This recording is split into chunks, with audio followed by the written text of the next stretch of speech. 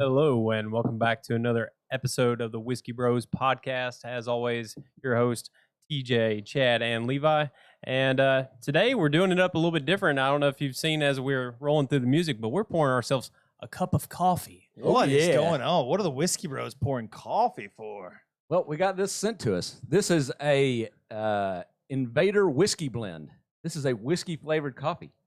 You had me at whiskey, and you also had me at coffee. Yeah, that's the name of it. Darn good coffee. Let's see. Hold on. Let's read a little about it. We read about the whiskey, so. I love how it's darn good. Yeah, they don't curse. Well, it's also feels like they're not committing to being the best ever. They're like, it's darn good. Yeah. That's kind of like that dip hell of a good whatever bullshit that they got where they're like, oh, we got the word hell into our brand name. You know what I'm talking about? Like it's like a sour cream dip or some shit like that. You know, Hell of a. Yeah. I've seen that in the store before. No, maybe they're like holding out to like still be on like Walmart shelves or something. No, I think they're waiting until they invent a damn good coffee, and they're like, we don't want to say this like one's damn good. We good. might one up this as we get better. Invader Coffee is a veteran-owned and operated business located in Austin, Texas. We don't forget where we come from, and we hold our standards as high as we did while serving our country. We stay heavily motivated. Back to the communities. Okay, hold on. Let's talk about the coffee. Highest quality coffee, starting with the very beans we use from all around the world. Each bag is thoroughly inspected. Okay. You mean tell me it's mixed beans? That's what I was going to say. We use unique air. I'm used to like the whiskey ones where they tell you like, oh, we put like this in it and this. It's got. We use a unique air roasting method, which gives our beans a nice even roast. The process gives our coffee little to no acidic aftertaste while maintaining that bold, rich flavor with each batch. We go even further, removing any fillers such as burnt skin left after roasting the beans. Don't be having no burnt skin, bruh. We air roast, then ship fast and fresh, giving our supporters the best and freshest coffee out there. Once you try it, you'll know why it's our favorite coffee. So Conquer each day, Invader Coffee. I don't know. I tell you, the darn good coffee smells damn good. That's true. That's a true Does it smell story. like whiskey? That's a true story. I don't know if I smell the whiskey in it. I don't think I smell whiskey. It's supposed to be whiskey flavored though. It didn't say anything No, on but it about like. But you know how that Like whiskey. something. It's not just straight regular coffee smell. It's a little more complex than that. So I don't know. I wonder if it's going to be more oaky. You know, like got the wood taste to it, and like that's typical of bourbon or whiskey. I'll tell you, if it doesn't taste like whiskey, it's going to in a minute. Yeah, That's right. We are drinking tonight, regardless. Happen, We are yeah, drinking. We're gonna have some whiskey tonight. All right, we're gonna cheers this up. Oh, oops. You already drank it? No.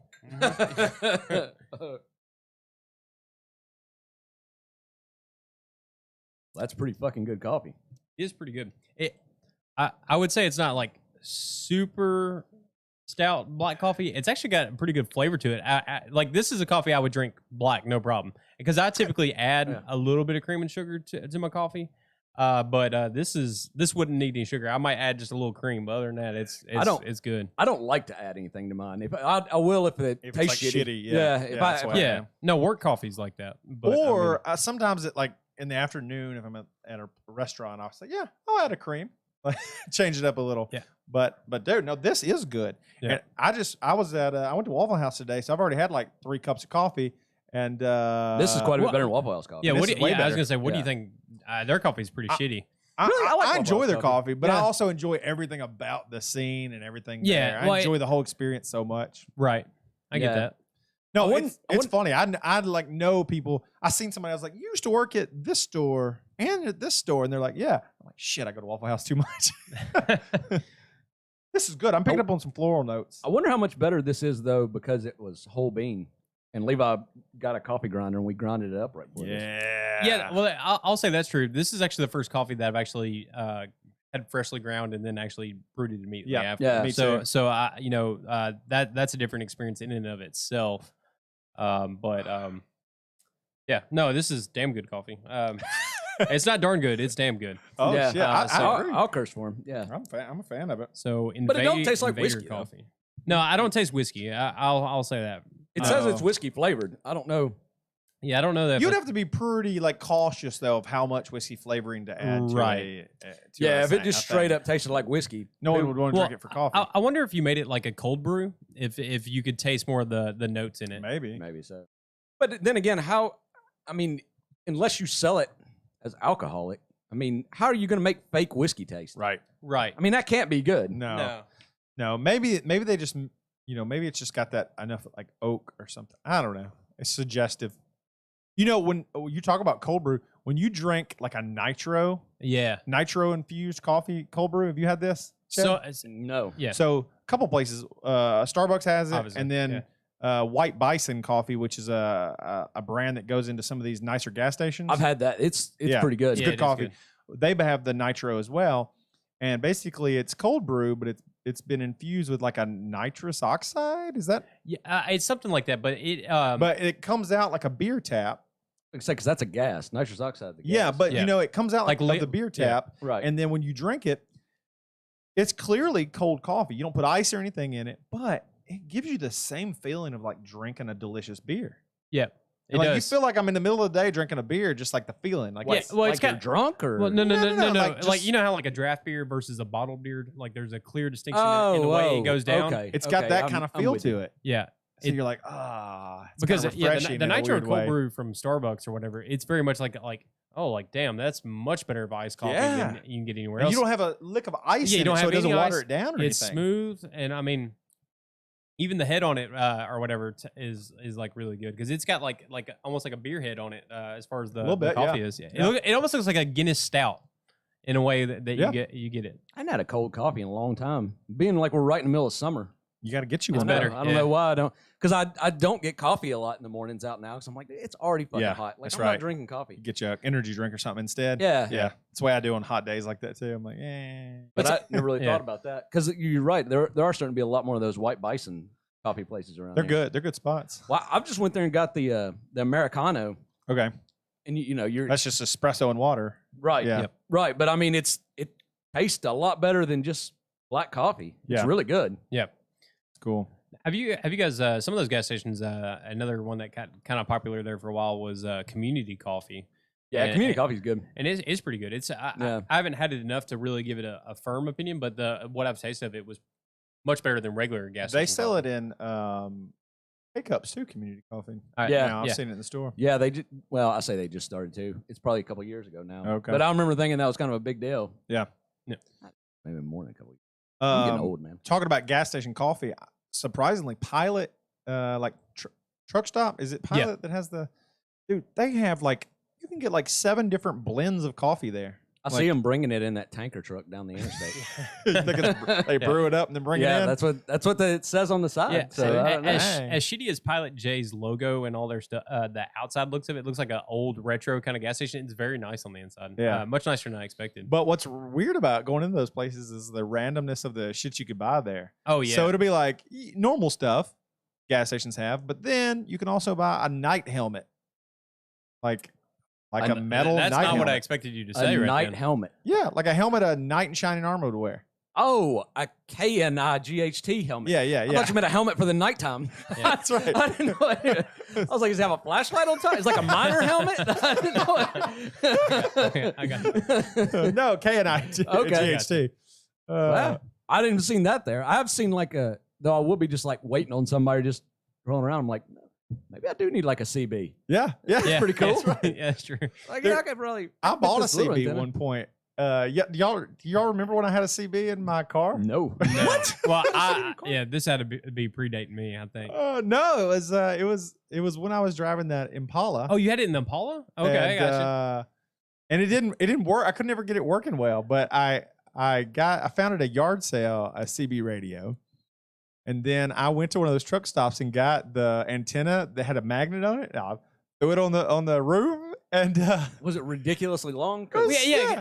Every So time ridiculous. I see vehicles with those, and they have so many antennas on the back of their car sometimes, and they're ridiculous. well, I size, just did the one, and I put it on there, and man, I was so hoping I could talk to truckers and be like, "Yeah, there's a Smoky up ahead." And Yeah. I always think of And, that movie.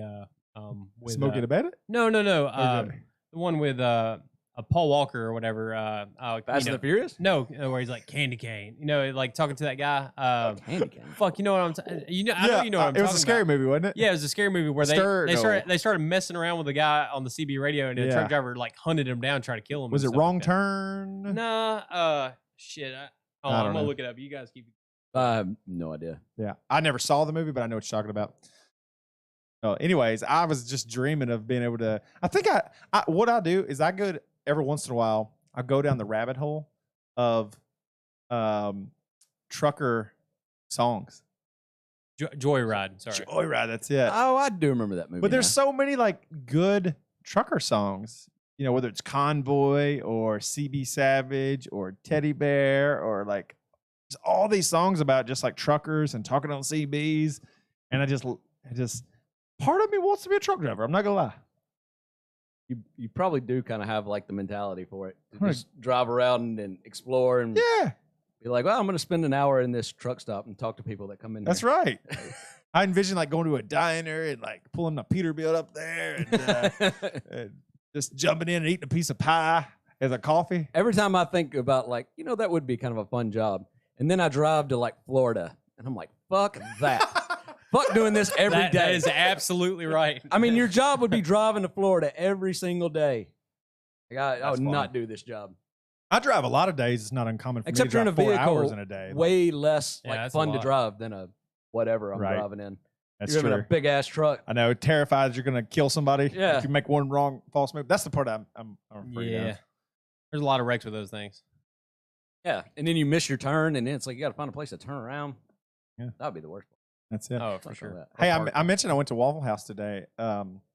So the waitress, like at some point, like I was having a conversation with basically everybody back there because I set up at the bar and I'm talking to the cook, I'm talking to everybody. But the waitress felt comfortable enough at some point to tell me that her boyfriend was in jail. And okay. and I asked the question, And your first thought was Yeah, what? score. right. No, well, that's what she thought I was going for because I like thought this would be an interesting philosophical question. I was like, oh, so what's if it's just a boyfriend? I was like, what do you? How long does the sentence have to be before you don't have to like wait on him anymore? That's exactly what that sounds like. Yeah. Right. I know, but I was just like meaning like I'm curious what the rule is, and I was like, I understand if a person was married, you wait on them as long as it takes, but if you're just dating, like a year, I feel like would be the most I'd be willing to be like. But if you got a 3-year sentence, I feel like I'm gonna be like, we'll rekindle when you get out and see how things are now. She said it depends on how much they tip. no. No, the only thing that makes me think she thought I was trying is because then she started asking me questions like how old I was, and her answer was like, well, we'll just see how it goes, is what her answer was. So I was like, Yep, that's exactly what was happening there. I was like, I just meant this is a fun question here. Right. So I'm gonna need some actual whiskey now. yeah, what do you want? What? Levi's I got this I single brought barrel this- Single barrel 1792. 1792? Yeah, Oh, they usually don't shit. stock this, but they had it on the shelves, and this is actually the second bottle I brought you guys. I was gonna say we could save another this one. and do like an actual episode. You Don't we, could, but we've had 1792. We know what we're getting into. The single barrel. This is It's strong as hell, ain't it? $10 more. It is 49% alcohol, Not- 49.3. okay. Not too So much it's not sugar. whoa crazy or anything like that, but it's a damn good whiskey. And So they're cutting it basically the same. They're just picking straight just out selecting it barrel from one instead of barrel a small instead of a batch blend. collection. Yeah. Blend. Well, So, regular 1792 should be 90 proof. What does this say? It It's is. 100 proof.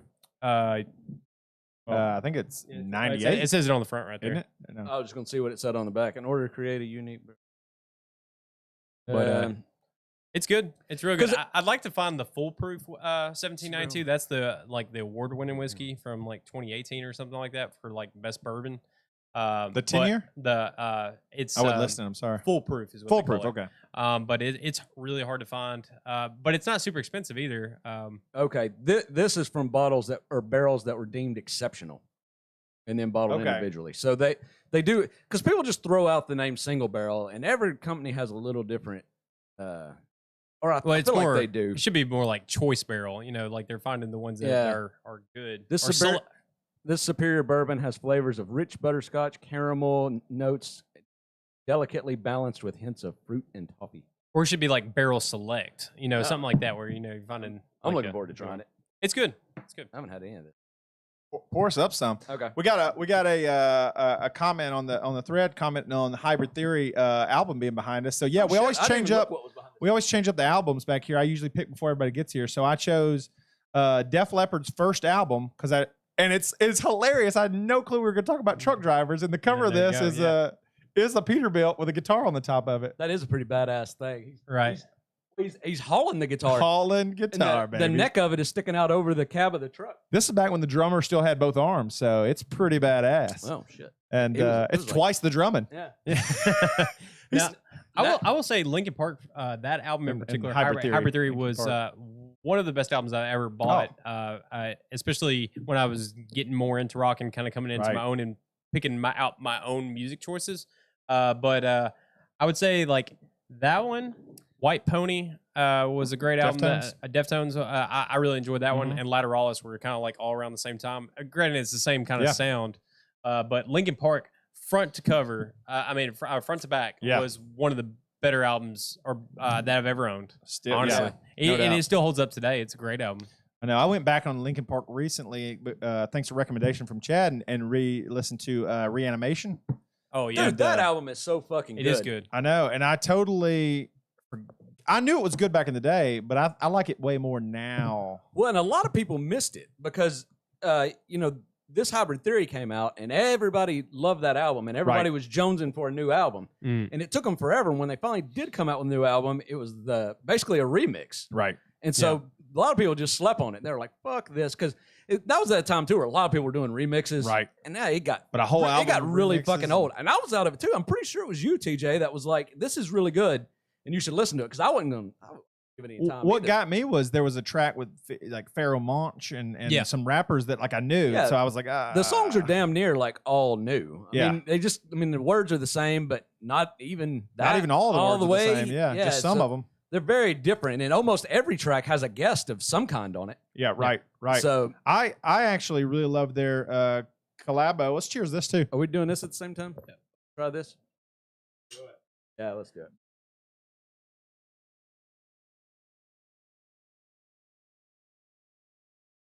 Yeah, that's really fucking good. Yeah. I love 1792 though. So their mash bill, I don't know what's in it, but it's great. I love it. It's exact. I mean, it's a heavier 1792. Exactly. Actually, I have Exactly. that in here. I think it's more flavorful though. I hadn't had 1792 in a little bit. I've been going other directions lately, so I don't remember exactly, but it's great. It's really good. It's great. And for what was this, Levi? $40? $45? Yeah. Okay. Yeah, That's so- great. Yeah, for something that into good. it. That's why it's hard to pay too much for. Yeah, it was Right. because the Because you know you this- get go ahead. I mean, can you get could buy good for you could buy cheaper. 2 of those for a bottle of Blanton's. right. Yeah, actually, they did have a bottle of Blanton's when I went to the top shelf. Yeah. Ooh. But it was higher priced than normal. It was up at 90, and I was like, no. Yeah, I think I paid like 85 for that one that we Yeah, had here. but Eagle Rare was up at the top shelf for $49.99, Which is so, crazy, Rare is man. crazy. It's not as good as this. Eagle Rare is good. Yeah. Now, Oh, you got some. I'd like to try it again. I might try Try that in a some, little bit. yeah. I haven't had it in so long. I got a little bit there. Everybody's just losing their shit off of it. It's good, but I think this 1792 right here is a little more flavorful, I think. I remember liking the Eagle Rare more Oh. than the Buffalo Trace. Okay. But Compare those two. shit, we got a whole damn tasting here. yeah, I'm about to ease up on this coffee because I'm burning up, man. Hot as hell in here. Summertime, drinking coffee. We got the air on. yeah, the coffee definitely adds to that for sure. Levi, I don't know if you know this, but before Linkin Park was called Linkin Park, their band was named Hybrid Theory. Oh no, I did not. And know then they that. changed the name to Linkin Park and called their first album Hybrid But I Theory. think that wasn't that before Chester was a part of the band. I don't know. Because the only timeline Hybrid on Theory that. song that I know, Chester wasn't in it. Okay. It was just Mike Shinoda rapping with like a rock Okay. thing. So I don't know if they changed the name Once he came in. once he came in, or if that was just a coincidence. That the Yeah. only song I know was that. I don't know. Yeah, I should have studied up on it, but I didn't know we'd go down that rabbit hole, or I would have. Oh, no, it's Oh, all yeah. good. I had no clue, but Hopefully our this is audio is good. doing better this time. yeah, we had multiple audio issues kind of hitting at the same time last time. Yes. So it was if you were listening to the audio version from a podcast streaming site, the biggest problem was everything was too low volume, so you had to crank it almost maxed out to hear it well. Yeah. And then if you listened on YouTube, it was, it was, like, a in and lot out. of in and out. So Yeah. hopefully we've got that corrected. We did some tweaking and Testing and and all that testing. kinda good So stuff, it, yeah. it seems like it should be going well. So we'll I hope it is. see. We don't have anybody over there telling us that, hey, your sound is shit again or anything like that. But I'm assuming it's going well. We actually got an audio is great, someone said. So Fantastic. Okay, good. Fantastic. Good. All right. Good. So we're not all over the place again this time. and then we someone agreed that Hybrid Theory was their best work, great from start to finish. So we got an It really agreement was, on there. yeah. So yeah, Man, yeah, no, I liked a lot of their other stuff, but I don't think I could ever just listen to an album and love it. I mean, the second real album, what was it called? Meteora. Yeah. Oh, I mean, that was good too. I liked it a lot, but I was didn't like it was near different. as much as the. What? So after Meteora, then was it Collision Course with Jay-Z? I think it was, but Might have been. I'll And pull that up then later. did we have Minutes to Midnight? I think, yeah. And then was there one like 1,000 Suns or something like that? Was that their last There was album? one that did not go over well. Remember, it was really weird So and different. Hybrid Theory, Meteora was the second one. Minutes to Midnight was Right. 2007, and then 2010, 1,000 Suns. Yeah, I think that was the one that didn't. It was very strange. It was very different than what they've always done. Which I mean, bands need to do stuff different. Yeah. You need to. 2012 was Living Things, and then 2017, One More Light. One More Light I yeah, remember, but yeah, I don't know that Living Things. I don't think I remember that. That may have been there was one album where they got really different, and I did not That may like have it. been I the did not Living like Things. it. It was like Maybe very it was. poppy sounding. I don't know. I think they could. Or maybe they couldn't. People go in expecting a thing. Right. But do you think if like the publishers did a better job of letting everybody know, like, hey, we're going a completely different direction in this album. It's going to sound, instead of being like new album from Linkin Park, everybody get hyped, and everybody's like, yeah, I want to hear, whatever. I want to hear In the End too. And it doesn't sound anything like that. Yeah, you can definitely overhype or oversell something, and then it really hurts the overall feel for the movie. I think people might just give it album like when you listen to it. the thing is, people would legitimately be like, they're doing it different. I'm not buying it, Right. and that's what they don't want to happen. That's like the Coca-Cola thing when they're just like, new recipe or the original or Right. whatever it was, and then people are like, I want the old school stuff back or whatever. So Probably it just like becomes an issue. Another issue of big corporations fucking over artists. But I feel like if they could just come out and be like, hey, we're going a completely different direction here. This one's a lot more slower. It's not as rock. It's not as this. And then people, the fans would be like, okay, well, let's see what they've done here. Well, let's go into this with an open The mind. beauty of today is you could go on a podcast or go on a show or something and just talk about that, and it would be so accessible to everybody. Like before, They couldn't. They would get fucking their ass chewed out by whoever, Sony Records or whoever. Like they would not be allowed. well, to you do take an something. artist and say they went on just any popular podcast, and they went on there and they talk about their sound. They would talk about what inspired them. You would start to gather like, oh, this is going to be different from their Right. typical. Yeah, I guess so. I Yeah, think guess that you're would be right about better that. because you'd prepare yourself and you'd understand where their mind was. Because the biggest letdown for me was when Jack White came out with his last album. I don't think I've even. What was listened his to it. last one? I can't remember. It's one where he looks transgender on the cover. Oh yeah, yeah. I don't even know the name of it. It was. I'll pull that up. it Too. was- I mean, I've got it literally over there on the shelf. But I was so disappointed in that because I love Jack White. I love the all white stripes. I love the raconteurs. I love almost literally everything he does. His solo stuff I loved. But that album, I mean, I tried to get into it. I just couldn't do it. Boarding House Reach. Is that it? I That's guess 28. That's 2018. I guess that's it. Does he look transgender on the cover? Yeah, it's like a Marilyn Manson kind of thing going on. I don't mind any of this stuff. Like I don't mind him trying something new, but the things that I like about Jack White weren't there. So I'm sure there's some genius in there, and I'm just not. It's not me. I'm not. Maybe the after a audience. little time of going back to it. Yeah, maybe so. I'll try it different. again. Yeah, some things grow on you over time too. I mean, there's definitely been music where I was just like, nah, I'm not listening to it, and then come back to it and I'm like, yeah, not bad.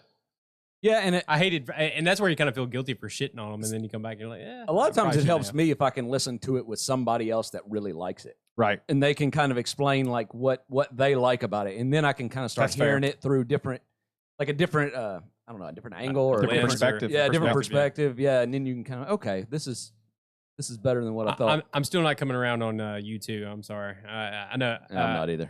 I haven't come around. I know you kind of that free album that they gave out. I listened to it. I gave it a shot. There was like one song or two that I'm like, that's not too bad. But I just can't. I can't co-sign. I them. don't feel like they're don't good. dislike you two. But I just- what you said, the Joshua Tree album or whatever is probably their better album. honestly. There were two albums that changed my mind when I went back, and I was a hater of U2 for years, and now I've somehow been cast into this position of being their biggest defender. Well, between us, Well, between everyone I know that hates them, because I can't stand idly by probably and that just let them huge hate on Bono them. poster you have in your bedroom. Yeah, it's probably it.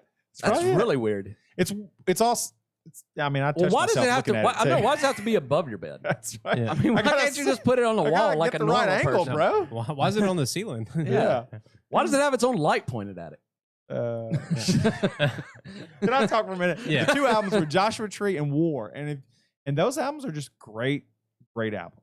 Yeah. And I even think the one that they pushed for free, it was a terrible way to do people, but I think it's actually a good album. Like I think there's good tracks on there. I'm into it, but I'm not sitting around listening to U2 every day. I got to be in the right mood for it. Right. But I think I could talk you through. I've at least talked y'all into liking one Hey, track. can somebody? and I've still not had anybody sell me on Dave Matthews. I know he's hey kinda- Siri, what's the definition of great?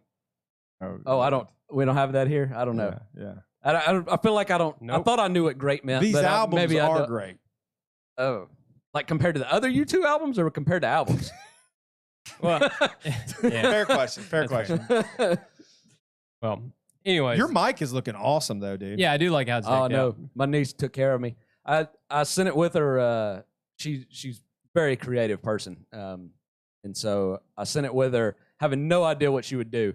But You she just was full trust. full trust. I'm like, I want you to decorate my mic for me, and so she took it, and yeah, so she's got all kinds of stuff on it. We'll post a picture of it. She did Star Wars on it. She's got the Rage Against the Machine fist, which is, well, I guess it's the Black Lives Matter fist now, but that's what I knew it from. That's where she got it from. But yeah, she's got our logo. She painted It's got a it on the skateboard bottom. on it here on the side. Yeah, there's one on the other side. So and then she put all of my family's initials like scattered around all over it. And then right where I'm looking at on top of it, she says, "Know your enemy." And then below that, it says, "Fuck you, I won't do what you tell me." Oh man. Yeah. And she's a child. She don't need to be writing fuck on things. She had to ask her mother if it was okay for her to do it. That's She said funny. she wanted to do it, and her mother gave her permission to just this once write curse words. That's just for your terrible uncle. yeah. Then her brother was like, "Ellie, you putting curse words on here?" And she's like, "Mom said it's okay." Our microphones look plain as shit now, dude. I know. I got this cool coaster though that my daughter made with our logo for my birthday. So. Oh, I actually have something to hand out. Oh I'll no. have that. Dude. It's nothing quite as epic as the last Levi's thing, motherfucking yeah. Santa Claus in here. He's always coming in here bringing shit. He Where's comes he in here. going? He comes in here with a sack of stuff like every time. Well, not every time, but almost every time. In a big ass sack. Yeah. What's he gonna get? Dude, he's got new coasters. Oh, He's got new coasters with the new logo on it. Oh, Awesome, dude. man. Thank you. Oh, that's so I'll hold awesome. one up here. So I should have handed that out before we got with the coffee because we now have whiskey, beer, and coffee going. So I mean, Yeah. Well, get this bullshit record coaster out of Hey, here. those are I good. got a good one. That's not bullshit. That's all right. but yeah, my wife made these for us. So. My wife. My wife. No, that's so Good cool. job, Levi's wife. Well, My sister. That's true. Yeah. well, I am gonna leave mine here though, because I won't. Oh mine, no, I want I was mine for fully, the podcast. Yeah, no, I made extra of these for you guys to take home, but these I figured we didn't have these for Dang. here. Oh, He takes dude. care of us.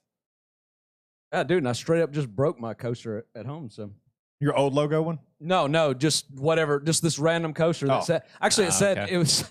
We got it as a wedding gift. It says "Live, Laugh, Love" on it. Oh, I swear. That's sweet. But it's what That's you know. really You got sweet. that shit in your house. It's just been there like Yeah. since the house. Like Right. it's just sat there, and it did that thing where like like you set a drink on like a glass on it and it kind of sweats. And Oh, you yeah. stick it up in the coaster. Oh, And so I did the thing where like I wasn't thinking. I picked up like the glass and like turned and like to walk away, and it fell off the bottom and like broke everywhere. And I'm like, Yeah. my Live, Laugh, Love coaster.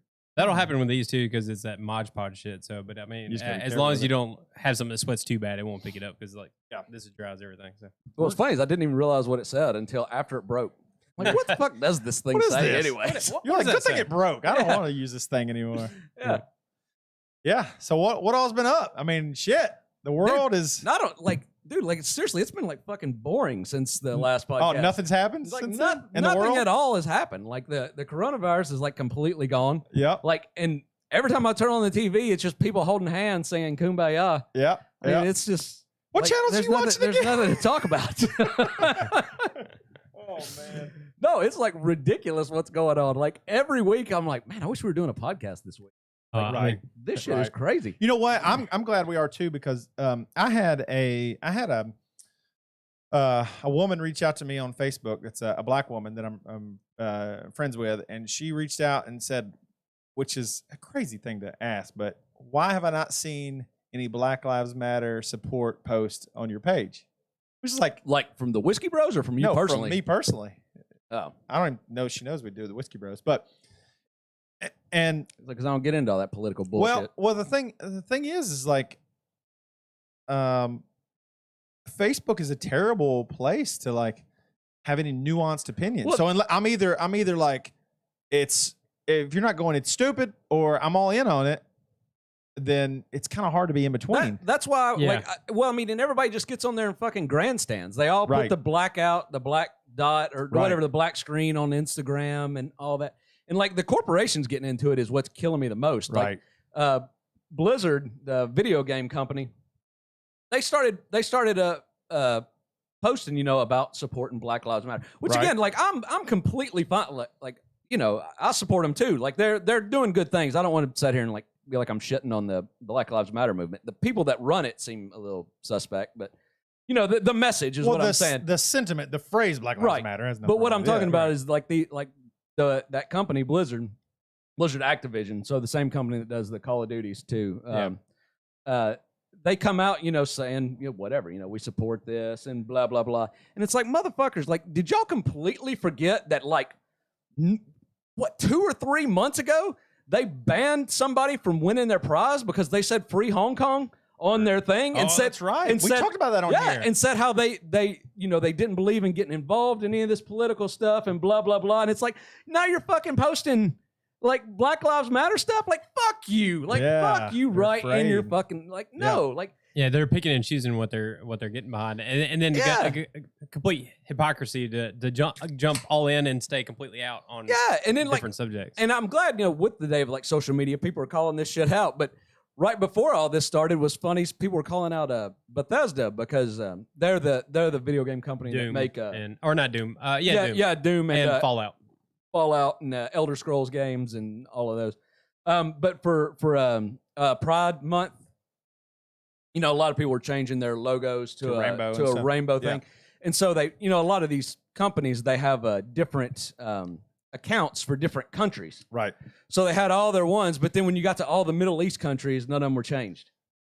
It's like, so do you support it or do you not? Pandering to their audience. Right. It's exactly what you're doing. You're pandering to your audience. Like to your point, what you were talking about though, I'm not a very outspoken person. Even when I had Facebook, I never posted messages. I really just kind of was on there and just kind of, just to have one to check in on what the world is going on around me. I never really wanted to voice my opinion or, it's just not me. I'm not, I keep my opinion to myself and I just, stay reserved like that. And we kind of had a conversation about like the Whiskey Bros page, in our group text about this. But my thing was like, how hypocritical would it be to post anything about any of this when we don't post about anything else? Anything else. Right. Like it's just, I did see a cool list of black-owned whiskey companies that I thought was pretty cool. Like, if you were so inclined to just support black companies, that would be a great thing to do in like a few months. Yeah, I know. It would be. But it's like I said, it's so pandering for me to do it right now. That's exactly how I feel because I or if you want to do it in February, I mean, I guess that's fine. I mean, that's Black History Month, so you're doing. We do theme episodes like that a lot. So many people that are clearly it's a show. It's to showcase how progressive they are. It's to show how, what do they call that? Virtue signaling is the term. That's exactly what they're definitely trying to show the world how virtuous they are. And I could not do the blackout just simply because of all the people that I was seeing doing it and the way they were doing it. And these are people. Did you see these videos of folks like Instagram models showing up and like borrowing a drill from somebody and pretending like they were working? That girl, she got straight fired. She was she worked for a big. So what's happening? Let's back up. So it's a woman who's like she wasn't an Instagram model. She was a writer. She was a writer for like Washington Post, New York Times, a big paper. But you obviously know more than me. Well, what she did, she posted a picture of herself like helping people. This wasn't after the riots though. Was this after tornado? I think it was after the riot. No, Really? no. Because I saw it after the riot, so I assumed. I don't remember what the situation was. But anyhow, there was a guy trying to board up his windows. I feel like it was after like a tornado or some natural disaster. I don't think so. I think it was the riots.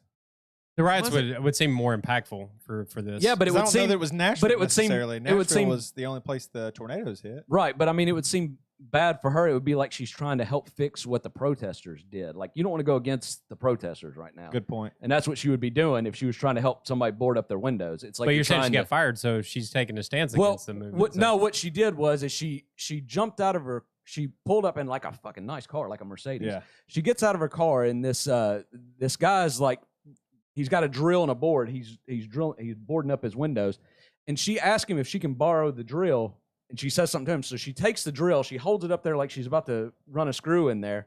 Her boyfriend or whoever got with her takes a picture, and then she says thank you and hands the drill back to him and gets in the car and drives away. Wow. But somebody filmed the whole thing. Somebody was standing there Oh, watching it, and okay. they filmed the whole thing happening.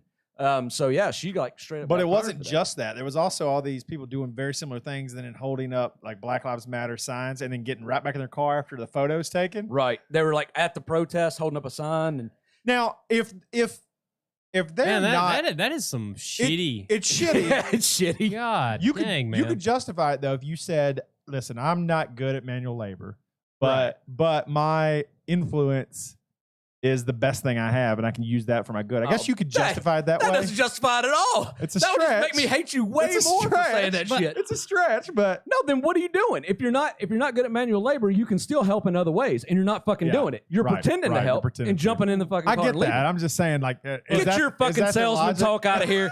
You're bullshit. I'm trying to play devil's advocate a little bit here. I can't stand when Your people. powers you have no power here. I mean, These are your bros. even if she did help or whatever, and the people who actually go volunteer and do stuff, and then turn around on social media and like, look what I did this weekend. Look at my self-righteous self trying to help out and show support and stuff like that. I almost can't stand that either, because it's just like, oh, look what I did. Well, I mean, I'm all right with some of it. That's my problem with the blackout and all that shit. It's like, if you really wanted to help Black lives, you'd be posting a picture of you doing something helping Black lives. You wouldn't just post a fucking black dot or black square and then going about your fucking day. Right. Like, fuck you. Don't be just posting a thing and be like, look at me, I'm helping. Right. Like, no, fucking help. It's important and to post you a help. picture of Yeah. that. Yeah. And some people are. And that's great. And I get what you're saying, Levi, but I think on the other hand, like, if you're posting pictures of you doing things, then you're inspired. you are influencing You can't inspire people, Right. and I get that, but I'm just saying, like the people who do like a one-off thing, like, you know, once in a blue moon, like the one time I remember, you know, several years back there was a tornado that came through, and we all kind of went out and helped and picked up trash or whatever and all that stuff. But even if I had social media back then or was more in tune with it, I wouldn't have posted it because I'm not doing that kind of stuff on a regular basis. Right. I'm not like a weekend warrior who's going out and making a. You're not doing it cause or for the whatever. reason to get Yeah, publicity it's and just your- more. and It's your just more reach about isn't help. enough. It's just more about helping a neighbor, and my post ain't gonna get any inspiration. I don't post Right. shit. So I mean, Right. Yeah, I wouldn't do it either, but I understand people doing it. Though. It's not my. I feel like whenever I post anything, I feel like an asshole. I Yeah. do every single. And I haven't posted anything on any social media in fucking years, Yeah. man. Yeah. I hate it. And then here I am doing a podcast that I'm sending out there. Well, but see, this is my platform where I'll say something because Right. this is where I can voice it, and we have a little bit of an audience and someone will listen to it. And you have enough time to lay out a full idea rather than Right. just a snapshot silly of post something. or yeah, you know? yeah, that's true. Yeah, I guess maybe that's why I feel better about it because I'm laying out an entire idea, like you Right. said, and it doesn't feel grandstandy, like we Yeah. talked Right. about. I don't feel like I'm trying to get attention. It's like, well, you're listening. Yeah. You decided to listen. Right. It didn't just like, hey, let me fill up your feed with my bullshit. And it's natural. We don't even know what we're going to talk about. We have each of us have our own things we're interested in talking about, but we never know if it's going to go that direction or not. What? So Right, it just right. happens naturally. And the thing is, like, I'll send y'all stuff. Like, if I'm like grilling, I'm like, look at this, I'll take a picture of it and like send it to y'all. And I don't know. Yeah. That doesn't bother me at all. But to like put it on social media seems like really weird to me. But when I look through my social media and I Yeah. see other people doing it, it doesn't really bother me. Right. I see it. Yeah, when I see other people do it, it doesn't necessarily bother me. But when it's like clearly, just like, oh, look what I'm doing or whatever. I don't know. Sometimes it Yeah. can come across wrong. I think it's the context of the message and the way that you portray it. Right. I think that's why I had to get off like because like Facebook. it's braggy or whatever. Like if that said lady had like a brand new Mercedes, oh yeah, look at this sweet new ride I got or whatever. But I mean, but to a point where you're like posing with it and a bunch of other shit where it's just very audacious. Like that can come. Dude, I across feel like that. such an asshole because my whole second marriage was such like this. Looked like a fairy tale that took place on social media, and then it ended abruptly. And like it's like you just fucking took everybody on this bogus journey that they believed and bought into, and then you. Oh, yeah. It's like it looked. Yeah. It's like because you don't want to post like even a person that's active like me on social media. You don't want to post negative shit like me and the old lady got into a fight.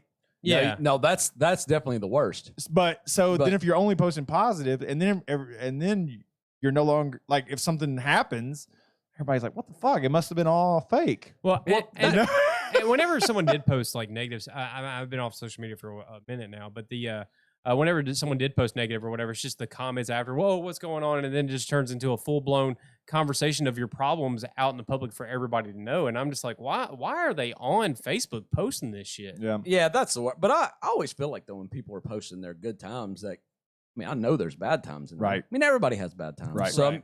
And obviously, no one wants to like air that out or talk about it. Or Right. you shouldn't want to. Right. Some people do, but Yeah, some people do. But it's like I'm so depressed. when they're vague with it, Oh, yeah, that's right. the worst. Yeah, like I just want to be alone tonight. And that's it. Well, And good. then everybody starts putting, "You okay? You okay?" I'm like, you're about to be one more alone on Facebook. 'Cause Oh shit! Unfollow, motherfucker. actually, Facebook is the worst about that. That's why I can't do that shit. I That's don't know. funny. I like Twitter, all right, and I like to flip through Instagram, but like Facebook is fucking. Yeah. Well, maybe I like it better if I just like unfollowed everybody, but That- like that y'all annoyed you? and Everybody that annoyed you. yeah, just everybody. I like 90% of them, just unfollow them all. That sort of defeats the purpose, but yeah. No, because like y'all and my family and Oh, like cool, a few cool. close other friends are like the only people I care about. All right, So that's good. like, yeah, I don't give a shit about any of you other people. I wanted to talk a about little your more about the stuff that's happened though, if we could. Oh, yeah, for too. sure. So I thought a lot I have a about lot that to say. because I don't know. It's like clearly that George Floyd video of him being killed was terrible to watch. absolutely. It was hard. It was hard to watch, uncomfortable, and sad. What I think though is crazy about all this though is you say that and everybody agrees with that. Like everybody in the world, Universally, except for like the most psychotic of psychotic people, all agree with that. But somehow we're still all fighting. Yeah, I know. Like why? Well, how are we not getting along after that? Like, Well, do we not agree that dude was a piece of shit and he shouldn't have killed that guy? Right, but the reasoning, now the global discussion is become the one where if you don't accept that every inequality between blacks and whites is based on racism, then you're a racist. Yeah. And I don't buy into that. I don't think there's near as much racism in the world as right now everyone's acting like there is. I don't even think there's racism between cops and black men necessarily in the way that they're trying to portray it to be. I know that I had as a teenager in early 20s a lot of really negative interactions with police officers. Obviously, I wasn't killed, so I'm not trying to say it's the same, but I had some tremendously uncomfortable where I'm forced to get on my knees behind their car. They've got their hand on their gun threatening me. I'm put in the back of a car while they search my vehicle, like multiple things at different times. And if I had come into that with a distrust in police like the black culture tends to have, it's even a worse scenario, I imagine. Like I came in, yes, sir, no, sir. And I still had some really shitty interactions with them. Yeah. Because I was just a young male at night. Right. If I had come in there with that as my upbringing of like distrust in police, I think the interactions would have been even worse. He had been hardwired to. And then culturally, I just think that there's absolutely racism in the world. I know racist people. I mean, we live in the South and we were raised around them, and I still know racist people. But most of this, I just question whether there's as much racism systemically as people would lead us to believe. Well, I think as far as the police going toward our police you can't say in general because every Sure. The thing is, like, we can sit here and talk about this all we want, but we're still just talking about Middle Tennessee. Right. Like that's our main. So when we talk about police, we're talking about what we've seen on TV, and we're talking about Middle Tennessee Right. and our interactions with that. Right. And I think that's a big problem too. Is people are like, well, all cops are racist. Like, all cops are not racist. Yeah, I but know the plenty cops, that are not. the cops in your town might absolutely be a bunch of racist motherfuckers. Like, Right. so it's hard to put everybody in the same category. And two, I think what a lot of the police, though, what they do seem to target is people of a lower income, Right. which can be a lot of which can be a lot of black people, because black people are, statistically they have lower income in this country. So I mean, and that's a completely different discussion as to why that is. Sure. But it seems like to me the police, they need to make arrests. They need things like, if you watch the show The Wire, you can kind of get a little bit of understanding of like how the wheels turn behind this. I watched this, and it's a TV show, but I was talking to like real cops about this. Like, is this how this shit works? And they're like, this is exactly how it works. I've been in meetings like this. Is exactly how it works. And so, like, if you're in an area with higher crime, like, the police just need to make arrests. They need to make arrests so it makes it look like they're fucking doing something to stop it, right? So if you want to arrest somebody and you want to stick, well, you can't just pull over somebody in a Lexus, right? No matter what color their skin is, because they're probably going to be smart enough to not let you search their car. They're probably, even if you do catch them with something, they're going to have enough money to hire a lawyer, so nothing's going to fucking stick anyways. But if you get somebody of a lower, whatever, like they didn't even graduate school, like, a lot of people don't know that you can say no to having police search your car. Right. And you should do that every single fucking time, because you're never going to help yourself by letting the police search your car. Never. They're never going to get in your car and find something that's like, well, this dude's fucking innocent. Right. They're looking for something to make you guilty every single time. And that's why you have the right to remain silent. You're not going to say anything that's going to make you innocent. Not a single word is going to make you innocent. Everything you say will either make you the exact amount of guilty or more guilty. Sidebar. Because I've had situations where they bring the dog out and the dog barks.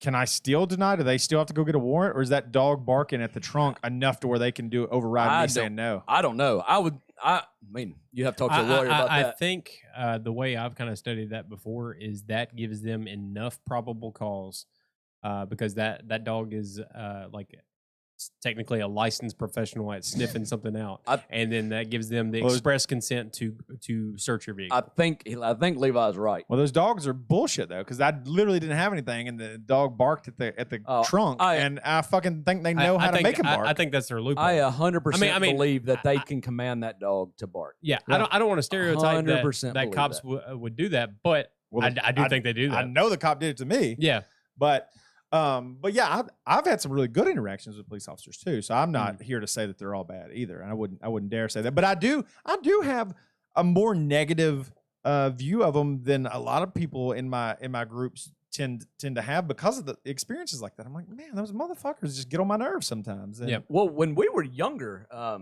and growing up in White House, we had a different police chief, and shit was way different back then. They were on your fucking ass, man. Right. And I got like, in not a heated discussion, but because they were trying to act like that all these black people that were getting harassed by the police were getting harassed for good reason. And I'm like, no, motherfucker, I've been harassed by the police. Right. I know what it's fucking like. Right. They would get behind me and drive like right up on my ass. And then I got pulled over once. Cop comes flying up, right on my ass, middle of the day, right up on my ass. And I mean, I'm like freaking the fuck out. Like, what in the fuck is going on here?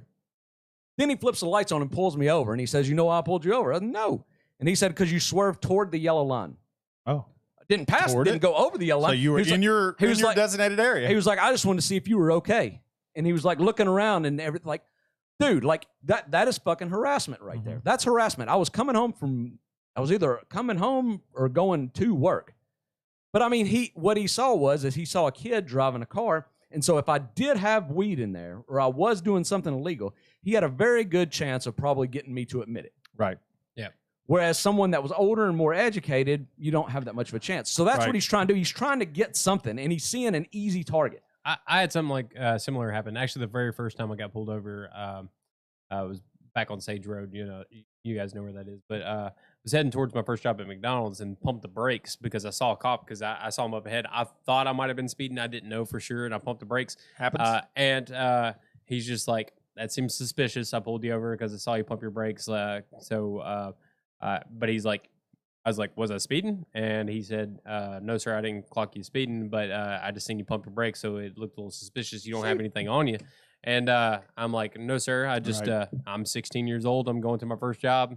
And I saw you, and I know what you're there for, and it just scared me. I don't want to get in trouble, and I thought I might be speeding, so that's it. And then he let me go. I've never had a speeding ticket, so I've never had a bad interaction, honestly, with the cop.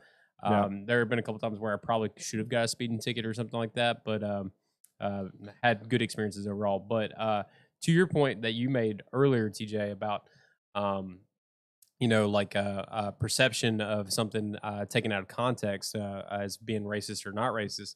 I think me and you talked a little bit offline, but football season's coming back around the corner, and Drew Brees, the quarterback of the Saints, had made a statement about like how he was still going to stand for the flag. He's like, I fully support what the Black Lives Matter movement is doing, and like I respect what they're trying to get across. But what the flag means to me and what it represents to me is my two grandfathers who passed away, and I'm honoring their service to the country that I live in, that gives me all these rights and these freedoms. And I plan on standing for the anthem. But then there was a lot of backlash talking about like he was in the wrong for how he conveyed that message and the way he went about it. How'd you feel about it? Well, I mean, I didn't think there was anything wrong with it necessarily. I think he could have worded it a little bit differently, but he definitely didn't come across as disrespectful or in my eyes for the way that he said it. And I just wonder about the perception going forward. So like if the first football game starts, the football season kicks off or whatever, and if you're not taking a knee or whatever, so say you're a former soldier who's playing in the NFL, which there's a couple players who do that or whatever. If you don't take a knee, does that mean that you're racist? Cancel him. Cancel culture. You're racist. Well, I think it's what makes this country beautiful is I'm think it's great that you can stand, you can kneel, you can burn the flag, you can raise the flag up. I think it's beautiful that you can do anything you want. Right. And I'm all for it. And to me, like the thing with the kneeling, even when Colin Kaepernick started it back way back when, is I have absolutely no arguments with what he is the message he's trying to get across as far as like equality for how police brutality and all that kind of stuff getting it across. But the problem I have is that I think it sends mixed messages in the way they did it. He didn't really communicate up front why he was doing it, and then he tried to talk about it after the fact, and then it's been kind of skewed over time. It wasn't entirely his fault. The reporters that reported on it is the ones that started making it sound like he was protesting the country and the flag. Right. I mean, he was doing it during the national anthem. But that's what I'm saying. Whatever. When you don't communicate things clearly up front or whatever, perception gets way out of whack. You leave it for somebody. The first else. time he did it, he just looked like he was pouting too. Remember, he was just like sitting there. Yeah, like, because he didn't look like a guy that was trying to send a message. He just looked like a guy that was pissed off and was like, "Oh, they're gonna." Well, and at the time he had just got sit here. He just got benched too, and was that's exactly. backup, so. I mean, I didn't know that. that's exactly what he looked like. I mean, then he come out later with like this, it's because of police brutality and something. I'm like, hey, that doesn't really seem what you look like you were doing there. But whatever. Well, I love black people. I love black culture. I'm so glad that our country is diverse. I want all racism to end. And I know as I see my kids and the way their hearts are, that I absolutely have every hope that all the progress we've made, which has been a ton. To think just my grandparents' generation. There's pictures of my grandparents sitting in whites only sections at restaurants. And to think in just that short amount of time, we've had a black president, 2 terms. We've had so much progress.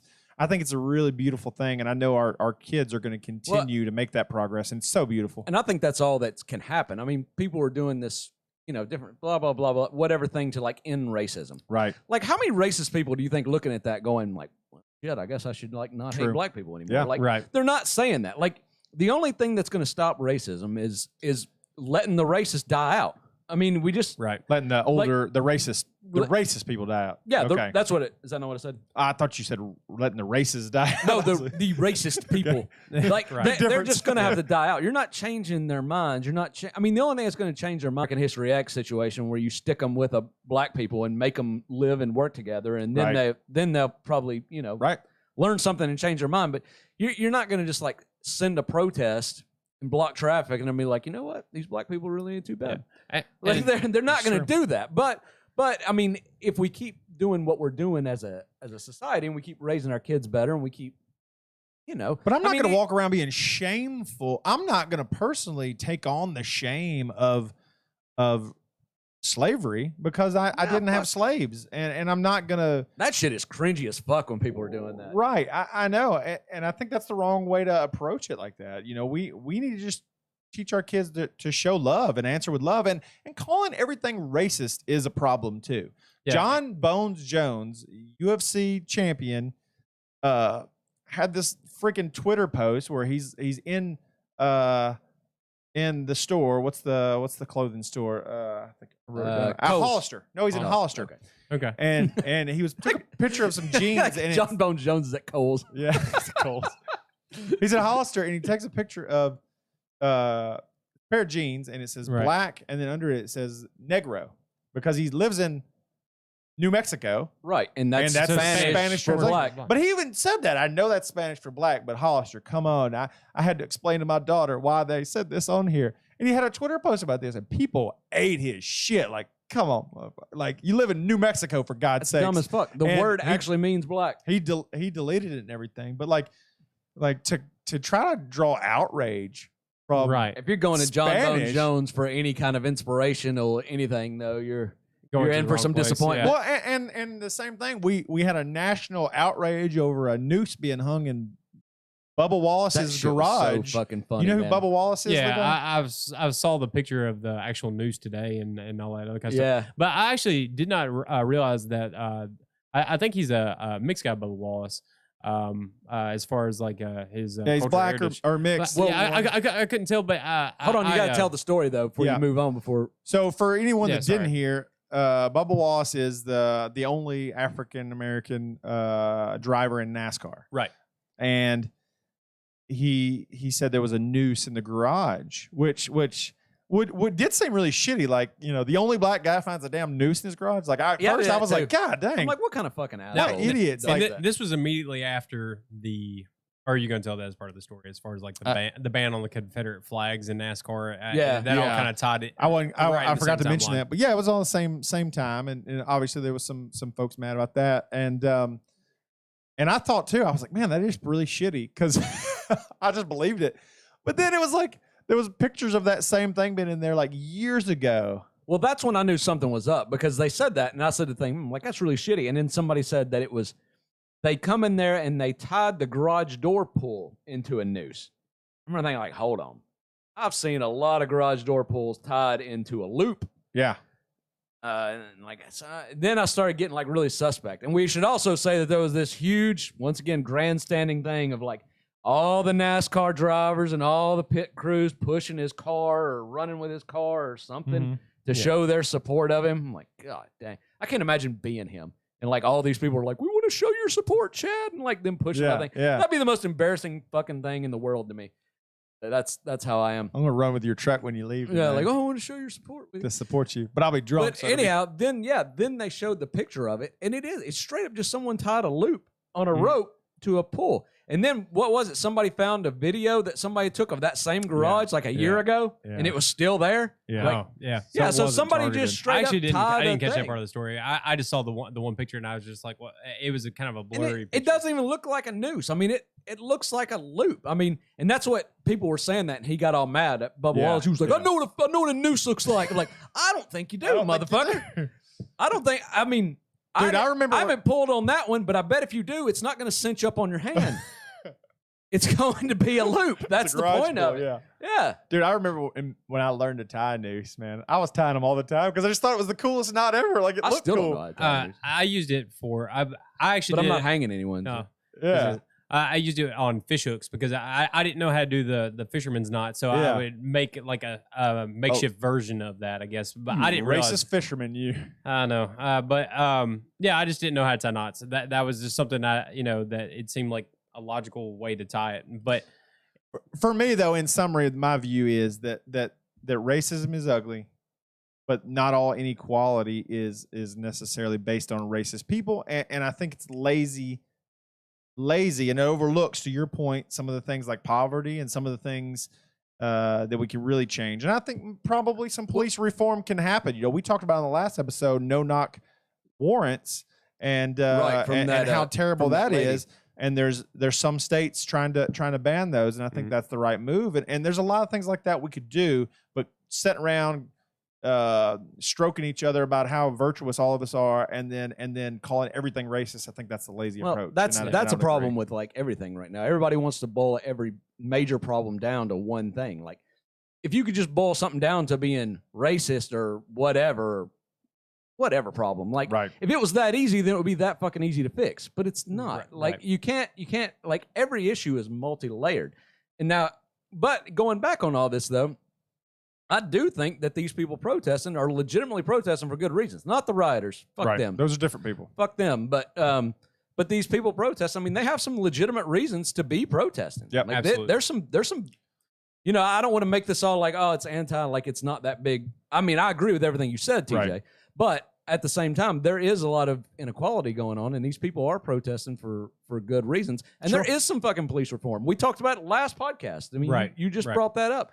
And I've been thinking a lot about like what needs to be done. And the no-knock raids is a good thing, or a good thing to get rid of. Yeah. But not 100%. I mean, if someone has somebody hostage, just be more strict about what it takes to get one of those. Well, I was just reading a thing today about a guy he's a bounty hunter, and was it dog? No, it wasn't dog. But was it Bubba Fett? But he was talking about like having to, like, how scary it is, to like go in somebody's house and get them, and how big of a deal that is. And but somebody asked him like how, about IDing the person that's in there, because a lot of times, when he goes in there, there might be other people in there, and so but he's a bounty hunter, so he gets like flashbangs and all kinds of other cool shit.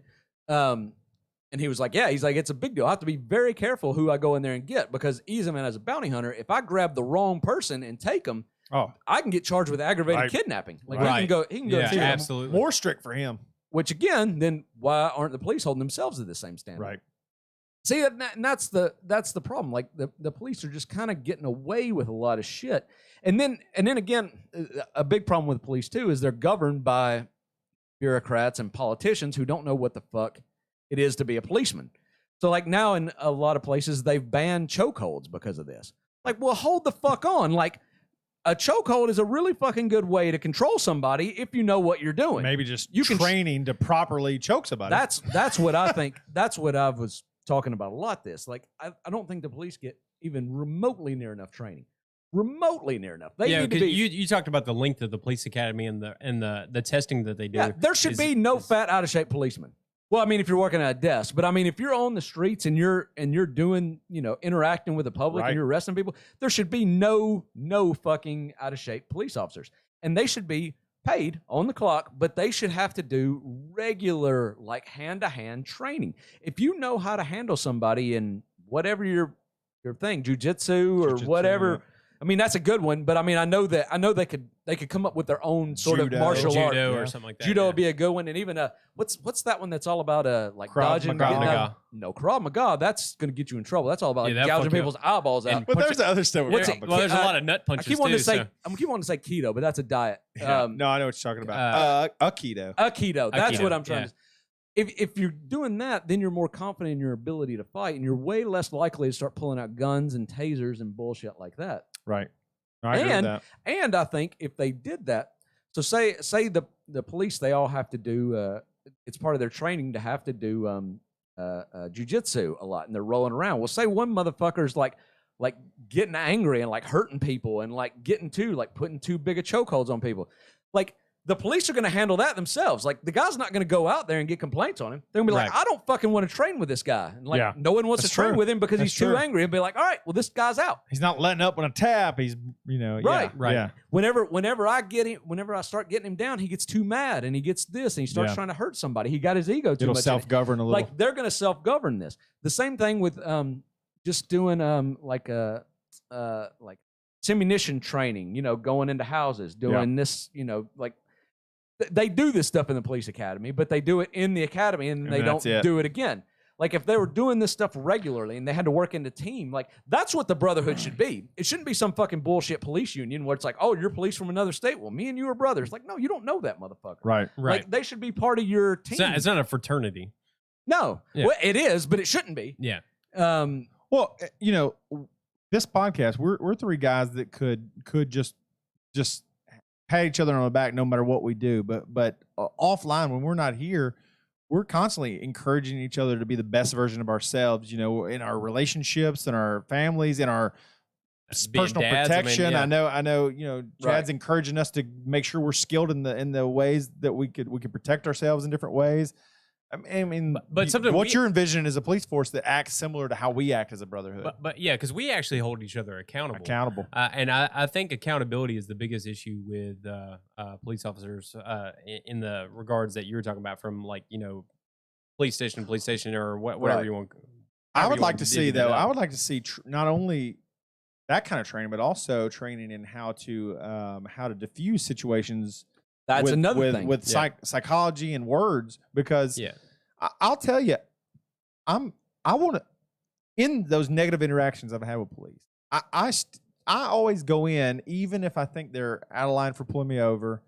They don't know, so I try to say yes sir, no sir. But when I was behind the car and they were trying to make me get on my knees, as a man, hearing from a man that's younger than me, and I know I'm innocent, and he's telling me to get on my knees, there's no reason to do that. I wasn't doing anything violent. Like, it put me in a completely different state of mind when he wants to make me get on my knees behind the car in the middle of the street, and he's holding his hand back here like, if I don't, something's going to happen to me. It infuriated me. And, and if I didn't have the control that I do, I can see how a person would resist and would fight and would wind up dead in that situation. And they would shoot you, and they would say, he was coming at me. He was walking toward me. But all he would have had to do He was wouldn't follow my orders. Bro, can you just come over here for a minute? I just got to have you over here while I do this. Yep. That would have been totally different. But get on your knees? Why is that necessary? It's not. It's not, and that's absolute bullshit. And you're right. That also needs to be another thing. Like, they should be well more trained in how to de-escalate the situation. It really changed my perspective when I talked to a policeman. Do y'all remember this video that was it's been a few years ago, but it was there was a student in a classroom. It was a black woman, I know what you're I talking about. believe. You know the one I'm talking about? Choke slammed or something? Yeah, so she's sitting yeah. at her desk and she's refusing to leave. And anyhow, the policeman, I guess he's the student SRO, he walks in there and he tells her to get up, and she like locks her legs in her desk, and she was like not getting up. And so he just goes and grabs her and choke slams her with the whole desk and like just starts jerking her out of the fucking desk and out of the classroom. It was a big deal there for a while.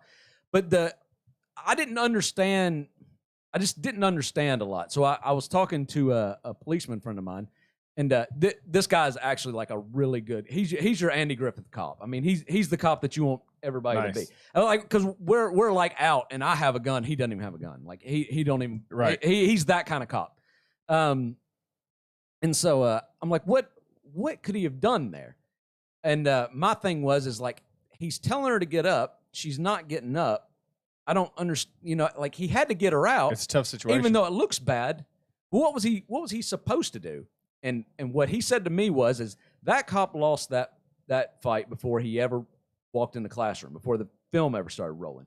He said he should have had a relationship with these students, and he should have had a relationship talking to this girl. He should have been able to talk. This particular cop too was also an SRO in a school, so he has a little knowledge of like how to handle these situations. So if he was like, Samantha, what he said, doing? What he said was he would always just quietly, just generally calmly, he would talk them out of the classroom with something. We're not, we're going to go do something. We're going to go play basketball. And that's what they would do. He would get them out of the classroom. They would go to the gym and they would just shoot basketball for a little while and shoot the shit. And he said almost every time they would start talking about how bad their home life was, how, they had, maybe they didn't have any food. Maybe there was a stepdad or a dad there that beat the shit out of them. Just right. Tragic stuff. And so he generally could talk about them and they could get that out of their system and he could build this relationship with them. And then send them back to class. And he was like, generally, they would be really good students for like a while after that. They might fall back, but then he already built this relationship with them, and then he kind of start talking to them again. Beautiful. So see, that's where that cop fucked up, and that's where I went from. Well, I don't understand what that cop was supposed to do. To that cop's a fucking asshole. He doesn't have any business being a cop, right? Because you shouldn't be doing that. And the same thing with your situation where they're getting you out of the car on your knees. Right. You don't need to be a cop. If you can't go talk to a man-to-man or try to talk to somebody about their situation, then you don't have any business doing what you're doing. Yeah. That's all I say. I don't put police officers on pedestals, meaning I don't have inhuman expectations for what they should do, but I also don't have inhuman expectations about how they can treat me. Like I want them to. I don't think they can solve all the world's problems, but I also think that they're normal people and should treat me like a normal person. And you keep hearing people right now. I know I keep ranting, and I'll let y'all talk in a minute, I promise. But you keep hearing like defund the police. And I think the exact opposite. I think there needs to be a lot more funding. One, for training, but two, police don't make fucking shit, right? So who decides to take a job making $30,000 a year to get shot at? Right. You got two people. You got the one small percent that want to be Andy Griffith and they want to make a difference in their community, and you got the large majority that want a license to beat the shit out of people and shoot people. That or it's kind of like I remember they want to be Chuck Norris. Yeah, I remember some people in school who were just like, man, you get to go shoot a gun or whatever and go do all this or whatever. Like, I'm joining the military, the Air Force, or whatever. Right. And there's a lot of people who are like that. Are people who just like, I don't know what I want to do or whatever. All I know is I get to go shoot shit, so let's do it. But what if they paid them double? What if the baseline cop out there was making 60? And then they made even more than that as they went. You would have better now pool of people coming in. Everybody's like, shit, everybody's going to want to be a cop now, right? But you start weeding them motherfuckers out. Right. Be like, nope, you don't have it. You don't have it. You don't have it. Nope. You're too hot-headed. You're trying to, you're not de-escalating. And then you're going to have a pool of police that are like really good people. Yeah. Yeah. No, that's an awesome point. I mean, honestly, it really is. I mean, when you do that and you get more surplus to kind of weed out and kind of siphon and find the good people, you get more, a stronger pool to get from. Right now, who wants to go in and be a cop? Dude, Nobody. I would tell my son, please don't do it right now. Like, that's true. I'll be like, cops tell you don't be a cop. Yeah. They're just still being cops because they're so far into like getting their retirement that they can't get out. But I think it should be a respectable position. I look at Matt Dillon from Gunsmoke as kind of that ideal cop. And he so often is making sure he protects his prisoner until they get to trial. That's his mission. He like just instead of, if they need to be backhanded and manhandled, he'll do it. But when he gets someone in restraints and he doesn't have to be mean to him, he's no longer mean to him. He didn't put their knee on their neck. And then he's protecting them from the lynch mobs that are trying to have vigilante justice. Right. Because he will kill them to protect because that free trial. And I'll rant another direction. I'll tell you something else that pisses me off is the papers in the gas stations that say just busted. And they have pictures of everybody's mugshots on there. These people have not had trials yet. They are innocent people. You can't take their picture and put it in a newspaper because everyone assumes guilt when you see a mugshot. Yeah. It makes me so angry to see those papers. I want to throw them in the goddamn trash. Yeah. And I mean, that happens. Those pictures and stuff get out on Instagram and social media. Yeah, that is that's a whole nother conversation about that whole guilty until proven innocent on social media. They have friends, families, jobs, and stuff like that, and it oftentimes can ruin their lives in such a big way because it's defamation in a large way to have those mugshots until they're proven guilty of whatever they've been convicted of. But going back to this change though, this has been a long time. I've been thinking about this a lot during all this, and we hadn't had a podcast in a while, so I got a lot of shit to say about this. On the other side of this, there needs to be a class taught in fucking school. In public school, there should be a class. It don't have to be a long one. It may not even need to be a couple days, but it should be how to deal with the fucking police. Right. Like, because I think a lot of people just don't know. They don't know what you're supposed to do. The culture of resisting is what you're. Well, yeah, what you need to combat. just life lessons in general. I mean, there's a lot of general life things like that you should know a lot about. There is, but this will end your life. I mean, right. The cops don't know who you are, right? They don't know who you are. Like TJ's saying, they should come up and be respectful, but they don't know if you're fucking vigilante from justice, if you've got a gun, if you've got this or that. Like, you can certainly put police at ease. You can put everybody at ease. And if you get your like handgun carry permit, like a big part of half the class is about how to interact with the police. Right. It's a good thing because they're coming up to you. It's like, you got a gun, I got a gun. Let's all be cool here, right? Like it's very important that we're both on the same page of that we're not trying to kill one another. Right. Because this could get bad. This get bad for me, the concealed carry permit holder. It get bad for him. I mean, like it did in Kentucky when them people busted up in that girl's house and he started shooting. Like everybody needs to be cool here. So like there needs to be talk about, keeping your hands on the steering wheel. Don't walk up to a police with your hands in your hoodie pocket. Don't just go walking up to them. Right. You could have a gun in that, a large gun in there. Yeah. Don't fucking do that. And they're going to go home to their family, so they're going to make sure that you don't kill them. Right. That's why the police get leniency, because in the court system, that is, because of situations like that. And if you've ever seen, they probably don't let them on YouTube, but watch the videos of police getting shot. It happens really fucking fast from people that don't look like they were going to shoot them. Right. And the police usually are generally they're not aggressive enough.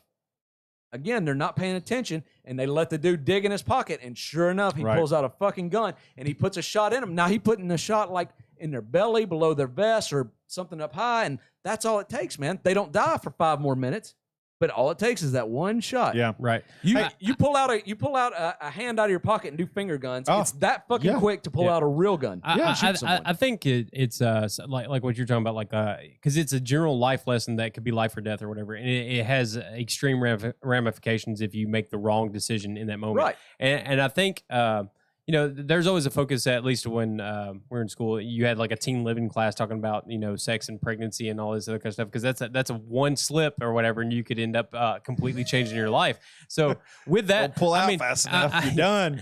They should have like I mean, to me it seems kind of don't do that shit at all. Yeah, I mean, it's kind of crazy that you have a class that long talking about that, but there's other stuff that you talk about there too. But I mean, even fucking like changing a tire and some other kind of shit or whatever, if you fuck that up, a car could fall on you, it could kill you, or I mean, there's a lot of different things, but I mean, there's I think general life lessons like that are crucial. We took a class our senior year that you could take instead of English 4. That was, what was it called? I don't remember. Fundamentals of something. They taught you in that how to write a resume and how to go on a job interview. Right. And I'm like, how is this not like? I honestly got more out of that class than I did anything else in high school. I think I still have the resume writing book somewhere from that class. Yeah. It was that impactful for me. But you're right. Like, but that kind of stuff, that kind of shit. Fundamentals of life. Bam. Here you go. These are things that you will need to know, that you may not think of, that we don't have a full curriculum for you to study on, but here's some general life practices that you need to know in order to get by in life. You should have to play a video game where you have to buy shit and spend money with your earned income. Yeah. Just to teach you how to balance budget. Not necessarily like this strict, like how to balance your budget. Like, well, we got this much money going to this much money. Just let them play the fucking game. Yeah. They'll learn real quick. Let them be broke. Like, oh shit, I can't do anything. But you're right. Shit like that is way more important than most people than fucking algebra 2 or any of that kind of shit. I mean, most people aren't going to use that shit anyways. Yeah. I mean, I need it now, but most people don't need it. Yeah, absolutely. So I mean, it sounds like we're on a good page though. And definitely, like to your point. Sorry, I don't mean to. You're about to say something, but what you were talking about, like with our kids and stuff like that. I think how we display ourselves and how we raise our kids or whatever is how we promote the change on a daily basis, and communicate that message to our kids that there is no colors. We're a human race, and we're a nation that's trying to get through to where there's equality across the board, not only with race but with gender and everything else. It's just. Hey, we're all human. We're all people. We're trying to get by in this world, and we're trying to live. And all we gotta do is just promote it with love. I don't know if I'm doing right or wrong, but like my kids are 9 and 6, and we've still never talked about race with them. Oh, really? Like at all. Like, Yeah. I mean, and they're watching stuff with it, but I mean, obviously that, they're watching TV. So, any good TV show now is going to have your mixture of races. But I mean, we really just don't acknowledge it at all. Like the different races or anything at all. And I mean, I know they know the different skin color, but when they were little, I never wanted to put it in they're different than us. Right. Yeah, we're all the same. I wanted them to think as everybody is people. We're all people. And we're people that look different, just like some people have blonde hair and some people have black hair. That's it. We're different people, which is funny if you throw all this racist stuff instead of talking about skin color, if you talk about hair color. Right. It does make this shit a lot more funny, doesn't it? If it's like, well, all those blondes, because we think of you that. Can't trust them blondes. Because we think of that, and most people probably are just like, well, that don't mean shit. And that's the way skin color should be. It shouldn't mean shit. We should be able to all get along. The difference is, though, there's culturally a difference in races. And there's not culturally a difference in hair, hair color. That's because there's a history with it. But in the future, it hopefully won't be. But still, it should be. We're all Americans. We all should be. Well, I'm just saying it isn't exactly the same. It's because there's a history, but we have. Well, not even that. There's just a because they're isolated. But no, I disagree though. But even history is what developed that culture. Yeah, and you're right about that. I'm just saying it's our option to rewrite history and change the culture by doing. Yeah, but I think that's bullshit though, because you can't assume somebody's culture because of their skin color. Can't assume it. No. Yeah, I mean, you could be whatever. You could be black and grow up in. I dated that girl in high school that was black, but she grew up in Hendersonville, and so I mean, it's not like she's culturally and culturally, she didn't seem black, stereotypical black in any way, shape, or form. Now, when I went to her house, there was obvious differences that I would associate with that. But that was more from her parents. That's why I think that cultural thing is bullshit. I mean, we're these people, and like culturally, you can go to like the trailer park and find a group of white people that are completely different than us. Absolutely. Oh, and you can go to fucking Brentwood and find a bunch of white people there that are completely different than us. Great point. Right. I mean, that's a solid point, man. That's a solid point. Yeah, the whole, I don't know, like obviously there's people that you want to be around, people you don't want to be around. Right. There's types of people. Like I like to be around people that drink whiskey and say motherfucker. Yeah. That's my preferred type of people.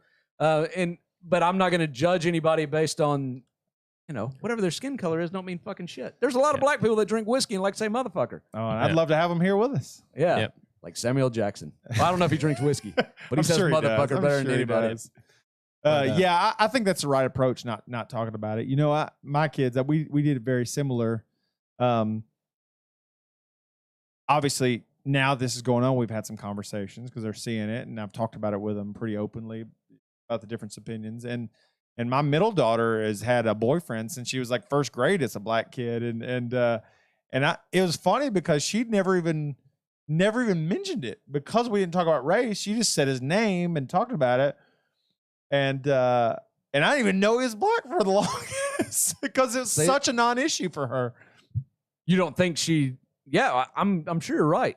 But I mean, I know like when I was in first grade, there's no way I would tell my parents that I was hanging out with a black person. Well, not that I was hanging out with them, but I was dating a black girl. I would not feel comfortable with that at all. Well, she definitely wasn't not telling that because she was afraid of the ramifications. She was not telling it because it was literally no big deal to her. Is more the way it was. Yeah. So it's totally different. She just didn't want to feel embarrassed about dating a boy, if anything. And which I'm not trying to shit on my parents. I think it was just a different time. It was culturally different then. I think if I was dating a black girl now, I don't think they would have I don't think they'd have a problem with it at all. Except for the fact that you were cheating on your wife, which would be weird. They would have a problem with that. Right. They would definitely have a problem with that. Absolutely. But I don't think they would have a problem with the race side of it. I think it was just like, listen, she's black and that's cool, but you're cheating on your wife and that's not cool. That's not cool, man. That's not cool. But yeah, to go to that, like you're saying, my oldest, my 9-year-old, we were watching something on TV and she was trying to tell me something about somebody on TV. And I knew who she was talking about, but I wanted to see what she was doing. It was like 2 white people and 1 black girl. And like I knew she was talking about the black girl, but I was like, well, which one are you talking about? And she was describing her by like, the one with the hair that has the one this. She never said race? She never did say race. And so I'm still not sure, like, I don't think she thinks that's something you shouldn't talk about. I don't think she thinks that. But that's the only side of me that I'm worried about not talking about it. Right. Like, does she think that's something you're not supposed to talk about? Yeah, because it's okay to say the black one because that's the quickest way. She's obviously the black one. Yeah. Right. But sometimes like you get a look for something like that. But if there is like an entire group of white people and there's one black person and you're clearly referring to the black person or whatever, that's a distinguishing characteristic You're not of that racist person. to say You're that, not racist for saying the black person who's over there. Well, yeah, just like if somebody was talking about us, they would say the guy with the hat if they were talking about you. Because you're the only one wearing a fucking hat. Well, he's wearing a hat, but oh, shit. Sorry. Yeah. Your hat's forward. Yeah, but if shit, we got another hat clip. well, I started thinking about that, Chad. I've never seen you wear a hat. I used to wear them. Do you? I haven't. I don't know if I've ever seen you. You in a want to throw hat. this hat on, bro? Yeah. You got a hat for me? I'll wear a hat. I absolutely wear a hat. Hey, No, I've never like rocked a trucker hat. Now this like, is since I was a Uncle kid. Bud's catfish hat. Oh, so- I just now remembered why I don't wear a hat because I wear glasses now. Yeah, and it like does they suck. really fuck. and I your always- hair is gorgeous right now. I always Look at like those locks. I always like to wear my hats like low, like real low, and you can't do that with glasses on. But hold on, I don't need glasses to talk in a microphone. Oh shit, we getting Chad in a hat, motherfucker. Chad shit, I over got- top of his headphones. I gotta. Well, it's because you're trying to do it over top of headphones. Yeah. gotta tuck my hair up underneath. Yeah, he's got that quarantine hair, I know, baby. you got to sweep it to the sides, but you really need to do. It's all Dude, right. Is that you what I look need to good in a hat, bro. Oh, I look good in anything. Damn, dude. That You look that's like why you I gotta be on always a wear my fishing hats boat. like this. How do I look with a hat hair? Oh, pretty Oh, good. you're fine. Yeah, Hey, you're fine. that's not bad. Yeah, You ain't got I can any definitely- strays. It's all going in one direction, so you're fine. That's right. I do. I miss wearing a hat. I like That's good hats. stuff. Well, what else has been going on? Let's get off this subject for a little bit, if that's all right with you guys. We went into it. We said our piece, but let's move on. Yeah, we got Well, deep into this. I have a trivia shit. thing for you guys. So, Trivia. you know, on former episode, we ranked all our fast food restaurants to a certain T, and I started looking up a lot of history on some of these restaurants, which it sounds really boring and monotonous, but I did it anyway. So I want to play trivia. I with you guys. envy your free time. So TJ, when we did your trivia, like, how do we buzz in? What do we do for that? Do we We just said our name. say our name? Yeah. So you just say like I would Chad. say TJ. Okay. So I have questions. I Oh, want to see if you shit. guys can answer. Okay. Hey, so, you're going down, motherfucker. So I know everything it is to know about fast food restaurants. I'm going to give you points based on how close you get as far as the year that the restaurant may have came out, and also if you can. Hold on, wait. Give me the close to nature of these location. questions. What kind of thing are you going to ask, and then what kind of thing are you? These are fast food restaurants, and what year they originated, and where they originated. Oh God. Okay. So I'm going to give you a little bit of perception. I for talk some of mad this stuff. shit, but I'm going to do awful in this. Yep. So How long do you think it's going to be 0 to 0? The first For question. what? I'm No. getting But one- I'm getting whoever one. Oh, shit, all right. whoever gets closest will get the point. So someone No, we will both always get a point. guess. Okay. What is this like a? Then we don't need to is buzz this like in a then. Price is Right, or if we go over, we lose, or is it closest either Well, way? whoever says their name first buzzes in gets first dibs on guessing, Okay. and then you have the option of potentially getting closer. So. Okay. Well, what we got? wow. Give me the question. Let's just get into it and let's see. So let's start off. This one's a little bit smaller subject, but out of all fast food chains for delivery pizza, what pizza company is the oldest? TJ. Domino's. Chad, what is your guess? Oh shit! I got to guess too. You can agree or you can disagree, but if he is right, he will get the point. Wait. So if I agree, do we both get the point? No, he will get the point because he buzzed in first. Well, then I lose nothing by guessing something different. Then right? Correct. Okay. Then Chad. But you can't agree because Domino's sounds like a pretty good guess.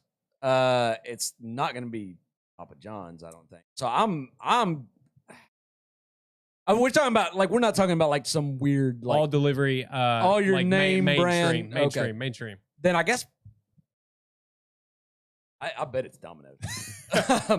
But since I got to guess something else, I'm going to guess Little Caesars. All right, so Domino's is incorrect. Shit. And Little Caesars is incorrect. Shit. What we got? It's not Pizza Hut. It's not Papa John's. It actually is Pizza Hut. God damn it. That's what I wanted to guess, but I thought they were probably only dine in All right, for a so long time. I almost guessed Pizza Hut. So now I'll give you another option. But I bet so Pizza Hut came out, they were delivering. First, I thought they were just like a dine-in only and I just probably were like remember- late to the delivery game. Domino's and Teenage Mutant Ninja Turtles is what made me think of but it. when I Yeah. tell you the difference in the years, It's close. it is closer than you would think. Pizza Hut being the oldest, what year did Pizza Hut originate? You can say- 1979. Oh, What? TJ, 1979. Chad, I'm going earlier than that. 19. Hold on. 1972. I'm going early 70s. Chad will get the point. It is still predates that time. It is 1958. Whoa, that is way before I thought it was. That is way before I thought it was. Yes, That's I was interesting. surprised. I was That's interested by a interesting. lot of the facts on this. So, next question. I bet it was a lot later than that before they were like here, like in Tennessee, and like pizza got. Yeah. I bet it was like California and like Yeah. more progressive. We were like, hell, we ain't eat no Yeah. gosh And darn I actually pizza pies. some of these questions would be like that. And you're like, oh shit, but it didn't go widespread quite as quick as the only what I'm pie thinking. Yeah. is pecan. Yeah. Oldest fast food burger joint in the United States. Let's say your name too, Buzz. Ooh. Damn it, I'm scared. TJ, Is this is still these are all like Good job, points. main. You're winning 1-0 right now. But I mean, what I'm asking, all these answers, these are like main, like Mainstream restaurants. mainstream restaurants. I'm gonna go. They're most people would know them in every single household for sure. McDonald's. Incorrect. Chad, to you. Shit. I just remembered the movie. Well, I guess I shouldn't have said incorrect, but it makes It's it all easier good. so you can just get something else. Because, like you said, there's nothing wrong Yeah, with there's nothing. Like I'm gonna guess anyway. So shit. Crystals? Close, but incorrect. It's not White Castle. It better It not be is White Castle. Castle. God damn it! Oh no! Oh no! Not White Castle can't. Bullshit. Now, before White Castle come out with that garbage ass burger, and everybody else had to come in and fix it. before before I give the answer, that's a great response. I will give you the opportunity to score a point in the secondary question, which is what year did White Castle originate? TJ, 1942. Ooh, that's Chad. about when I was gonna guess. $1. I'm gonna undercut you then. I'm gonna say 41. White Castle originated in 1921. God You damn! still get a point. That is way earlier than I thought. I thought you were about right with 42. Honestly, I thought that was a good guess. Chad, point Thank for you. getting closer. You are up 2-0. I will give you a chance to guess the state that it originated, and I will give you 2 points if you get the question correct. You have a 1 in 50 1 in 50 chance. 1 in 50 chance. TJ, Ohio. Chad, New York. The answer is Kansas. God, I knew it was going to be some No, shit like that. anyways, I figure why West, not. I almost said Wisconsin. All right. Just because I knew it'd be like somewhere out there in the middle. Like, All right. So I've already kind of shifted from I said close when you said Crystals. Crystals was the second fast food restaurant with burgers I to said Crystals. originate, and or you said yes, correction. Yeah. Chad said that. Came out 11 years after White Castle and pretty much copied exactly what they were doing, and came out in 1932, and it originated in Chattanooga, Tennessee. Who did? White Crystals. Castle? Crystals. Oh, Crystal. Crystals came out Okay. 11 years later and originated in Chattanooga, Tennessee. I did not know they were See, from crazy. Chattanooga. I remember Crazy. seeing. Did not know that. You know how they do that. And the Uh, corporate office and First Restaurant still stands in Chattanooga today. Wow. You know how they show like people make those. Maybe only one person makes them, but those like live graphs where Right. they're showing. It's like a bar graph, and it shows like every year, and it shows like who's catching up and Mhm. who's going around. And I remember seeing one of those for most popular fast food restaurants, Mhm. but I don't fucking remember seeing White Castle on it though. But I don't know when it started. It may have started in like the 50s though. White But I Castle? can't remember. It was like because like A&W root beer was like one of the most popular for Oh, like a when long time. when that chart started. Yeah, I don't Okay. think it probably didn't start that old. Okay. Okay. And there probably was only like one White Castle for a long time, right? Because I mean, you didn't just like That's start true. a chain in the 20s. That's true. Did you watch the Founder, the movie? Oh, the one with the Michael Keaton? Great Yeah. movie. Great movie. Yeah. No, Yeah. found what did he found? It was about McDonald's. So the McDonald's brothers. Yeah, I knew it wasn't McDonald's. I knew they come way later. Well, he wandered into Did McDonald's come out in like the 60s or something? 1955. Ooh, okay. So he 55. wandered into Is that one of the questions? the original. It's okay. Okay. I got plenty of ammunition. We can go every direction. And he was he was a salesman selling milkshake machines. And he Ah. wandered in there and liked what they were doing and The milkshake machine he was selling was like all geared around efficiency. And yeah, it was making about instead of fast. making one milkshake, you could make like Multiple 4 at milkshakes. the same time or something. It tastes like shit though, didn't it? Right. Well, they were actually using real milk and everything. McDonald's was back then, but I was broken every time somebody come in to get one. that's part of I bet that was right. That's part of the movie, though. It's It's part of the consistent. movie when he convinces them not to use real milk and stuff. That's part of the movie. So Oh, it's an okay. interesting movie. But he convinced them to do franchising. And it's all about them becoming what they are today because of the franchising. So that's what the movie's about. So it's a really interesting movie. All right. Okay. What else you got to leave it? So that's 2 burger restaurants that predated McDonald's, which McDonald's was actually asked a couple of my employees if they could guess what it was, and McDonald's was the most popular guess by far. But that being said, how many burger restaurants? There's some burger restaurants that came before McDonald's outside of Crystal's and White Castle. I'm gonna give you a guess. If you can guess 3 burger restaurants that came out before McDonald's And still exists today? that still exist today. If you Not get counting those 2? Or counting those 2? not counting those 2. Okay. If you can name 3 restaurants that came out before McDonald's outside those 2, I will give you 3 points. Okay. Hold on. And since TJ's down, I'm gonna give him first dibs. Okay, so we're not buzzing in. We're just No, saying. I'll let TJ go first. But hold on, we can't guess White Castle. You can only guess 3. but You White can't guess Castle's not one or of them. Crystal or You can't- Crystal. You can't guess that. There's 3 other Okay. ones. Okay. I Let's will see. go Wendy's, A&W, In-N-Out. Okay, I'm gonna go. Also A&W because I just fucking spoiled that when I talked about the chart earlier, so I know that came out before. I'm gonna go Carl's Jr. and I don't not like Burger King's popping in my head, but I don't think that's right. I don't Dairy Queen. I don't think that's before. Does that count as a burger place? I don't think that counts as a burger place. Though, I does would it? count that as. Shit. What's my last one? I don't know about In-N-Out worries me. I don't know about that. I don't Yeah. know Wendy's either. I don't feel good about Wendy's. Trying to think of like other places. See, we get into this like when we've been drinking enough, where like my memory's like not as good as it should be. Actually, well, go ahead. You got one more guess. Yeah. What's my one more guess? Damn it! I know I'm gonna get like buzzed or something. I'm gonna. Shit.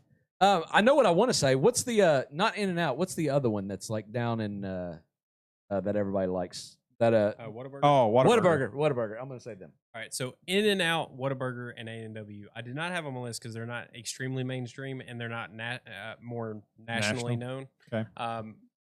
But regional. A&W Burger, I did look up. They're from up north. They like are Canada. actually predate Crystals, according to this. Their first restaurant opened up in 1923. Wow. Was it in Canada? No, California, California. Sacramento. You know what I do They're know for super sure? popular If in you're counting Canada. anything as like a burger restaurant, which would definitely predate McDonald's, is Orange Julius. That- What? Yeah, they're like old as shit. Dairy Queen owns them now. They do? Yeah. Yeah. Whataburger does predate McDonald's. I'm in for 2. It is 1950. No, then- wait. Yeah, I said Whataburger. You said In-N-Out Burger. Yeah, that's And then you said what? right. Carl's Jr. Because I think that's older than Hardee's. it is. Actually came out in 1941 in Los Angeles, California. Ooh, yeah. I got 3. Hardee's did not come over to the coast until 1960. Dang. So my 3 predate. What about Yes, Wendy's? predate. What was it? Wendy's was actually the only thing that got you wrong. 1969. Ooh. They were the oldest favorite burger year. joint to open up. Nice. But also to that same point, I would just want to list off all the restaurants that came before McDonald's. It was astonishing to me when I looked at everything. So predating not Taco Bell, McDonald's. I damn sure know it wasn't Yeah, Taco sorry. Bell. McDonald's was predated by Burger King in 1954, came out a year it before. worked. Dairy Queen, 1940. Wow. Sonic. I bet Dairy Queen didn't have burgers. Sonic though. Drive-In, Sonic! 1953. Oh, but yeah, you think about it, though, all them like old 50s like cars all Yeah. out of Sonic. Yeah. Carl's Jr., 1941, like we said. Jack in the Box came out before No McDonald's. way. 1951 in San you Diego, serious? California. Dead And, serious. Was and it they're still not closed? Was it called Jack in the Box? It was called Jack in the Box. It was started off as a localized chain that eventually spread. I don't know how Jack in the Box lived through the Prohibition then. All right. Wait, was the Prohibition You're saying, when was how the can you Prohibition? eat Jack in the Box without alcohol? without being fucking just drunk and like needing something?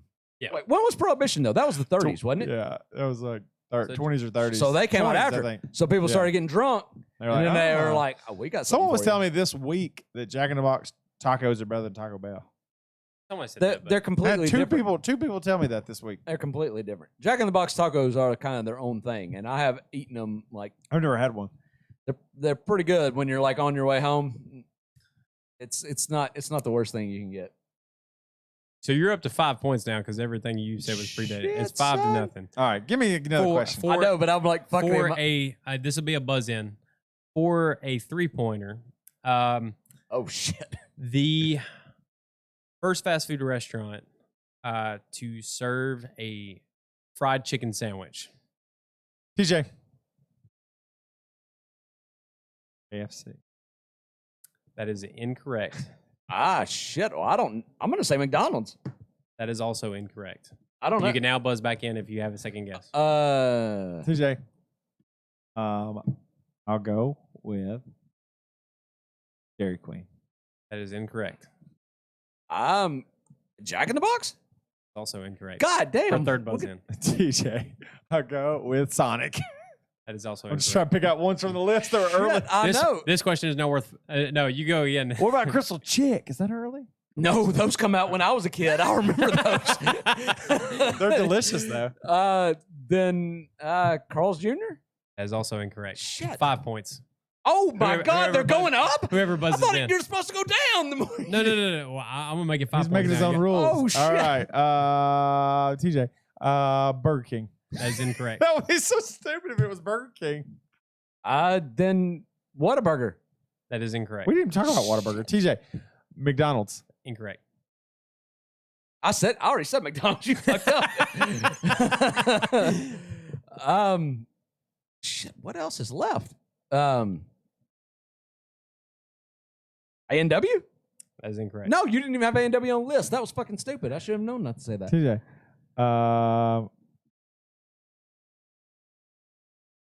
You're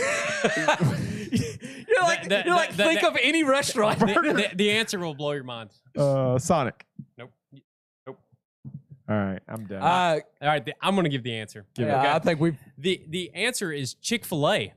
Believe it or not, Jesus. there was not a chicken sandwich. they before were- No one Chick-fil-A? made a chicken sandwich. they were for given Chick-fil-A. they were given full credit for commercializing and making it a regular routine item menu in 1946, which they also predate McDonald's. I did not know that. Chick-fil-A out of Well, I'm glad you stopped it because we out went of, a lot. out of, never out, got out, that. Way out, longer. of hateful border, out of Georgia. It stayed as a localized chain, but it became the first known fast food restaurant to actually commercialize and have a chicken sandwich on their menu through a drive-thru. Can we have one more question? Make it a 10-pointer. Oh wait, so it all comes down to this one? What kind of newlywed game bullshit is this? Sounds kind of like our music trivia game that you won. We just went to 2. Like we didn't go like crazy. Yeah, but we went to exactly what it would take for you to win. But Levi still couldn't have won. Only I could have won. Yeah. All right, so I got 2 restaurants that I can give you all some bonus points on. All right, so, Lightning round. So here it goes. Year that Taco Bell came out. TJ, 1972. These will all be 2 points each. No, 1980. 2 points, CJ. Shit. 1962. Whoa! I did not think it was that old. Now, for a bonus 3 points, the state in which it originated. TJ. Ohio. No, That's my guess for everything. California. Ding, ding, ding. We have That's been the answer for everything. Everything started in California. So Chad's Everything at what, does- 8 you points win. now? Yeah, All sure. right, 8 congratulations. points. Yeah.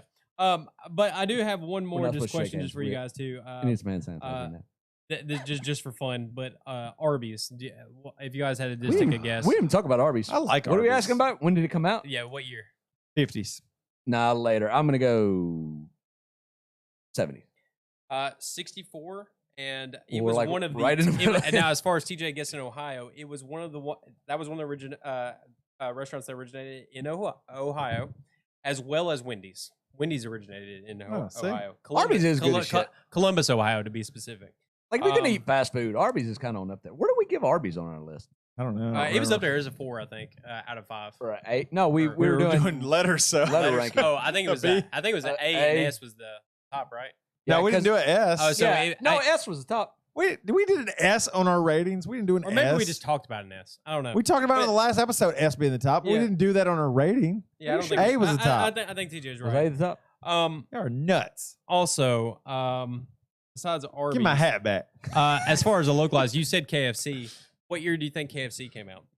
Because Chick-fil-A came out in 46. Well, I know that it was in the 50s or four. It was at least the 50s. I guess all these wrong, so I'm like, it's probably come out in like 1835 No, or some shit no. like that. Well, so It was like Civil War. They were Colonel Sanders had his chicken sold in a gas station first before he was franchised and Kinda like- everything like that. yeah. And he was an old man like before he became rich. He was like 80 before he became wealthy, which is crazy.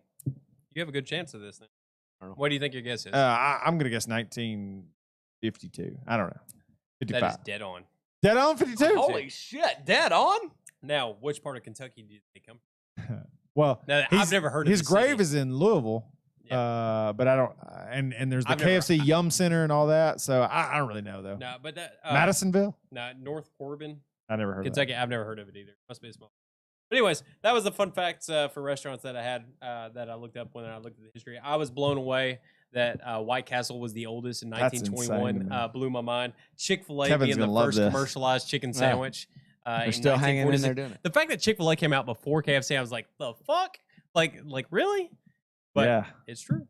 Nuts. So the And Jack in the Box in 1951, before McDonald's. People didn't have any sense back then to. Crazy. yeah, and Jack in the Box just sounds like one of them bullshit names you come up with to like, I don't, to like Yeah. kind of get an audience. Like, Right. like you don't ever feel like there was like one Jack in the Box. Like it's been a franchise forever. It's crazy. And for anybody fact checking all this stuff, I pulled all this from Wikipedia, so whatever. Yeah. If you're It is what fact it checking is. our podcast, and It is what it is. God dang, Yeah, you got too much time on your hands. too much mean, like, time. TJ on my actually won. hands. No, Yeah, fact check that shit. I won. Oh man. Hey, I'll tell you another thing I've done since we last talked is I went on Ancestry.com oh, okay. and my goal was to see like outside of the United States where we came. Gotcha. At least my last name, which is crazy because your last name is if you just trace that back, it's still only a fraction of what makes up you. Can I There's take so a many of guess? the females in there, like Right. that you don't. That's what I even was saying. track. Weird. Like you're just kind of picking a branch and going with it. Right? Yeah. But I was But the curious heritage for of the that actual name. last name Yeah, now, yeah. and It's got to be. Can I take a guess? sure. Scottish? No, well, as far back as I got was England, Kent, Okay. England. Kent, England. Okay. But that area of Kent was a fairly diverse area, so maybe before that, but Gotcha. likely due to some other medical stuff and everything, likely it's more from like the Nordic area and stuff like that. But interestingly enough, from my son, who's the the last male carrying that name, to get to outside of this country, I had to go 14. It was 14 generations. Wow. really? And, Wow. And Y'all some Mayflower riding motherfuckers. and it was the guy that I traced it all the way back to. I got his name over here. It was Manfred was his first name, and he was born in 1655. Damn. And he'd come over here from 1655. England. Well, yeah, Came over there from Kent, England, apparently. And then there was a bunch of Thomases and Williams. There was a person named Manlove, which is kind of weird. There you go. The name that stands out the most to me though is this one. That was let me count how many generations back from me this is. 1, 2, 3, 4, 5. 5 generations back from me.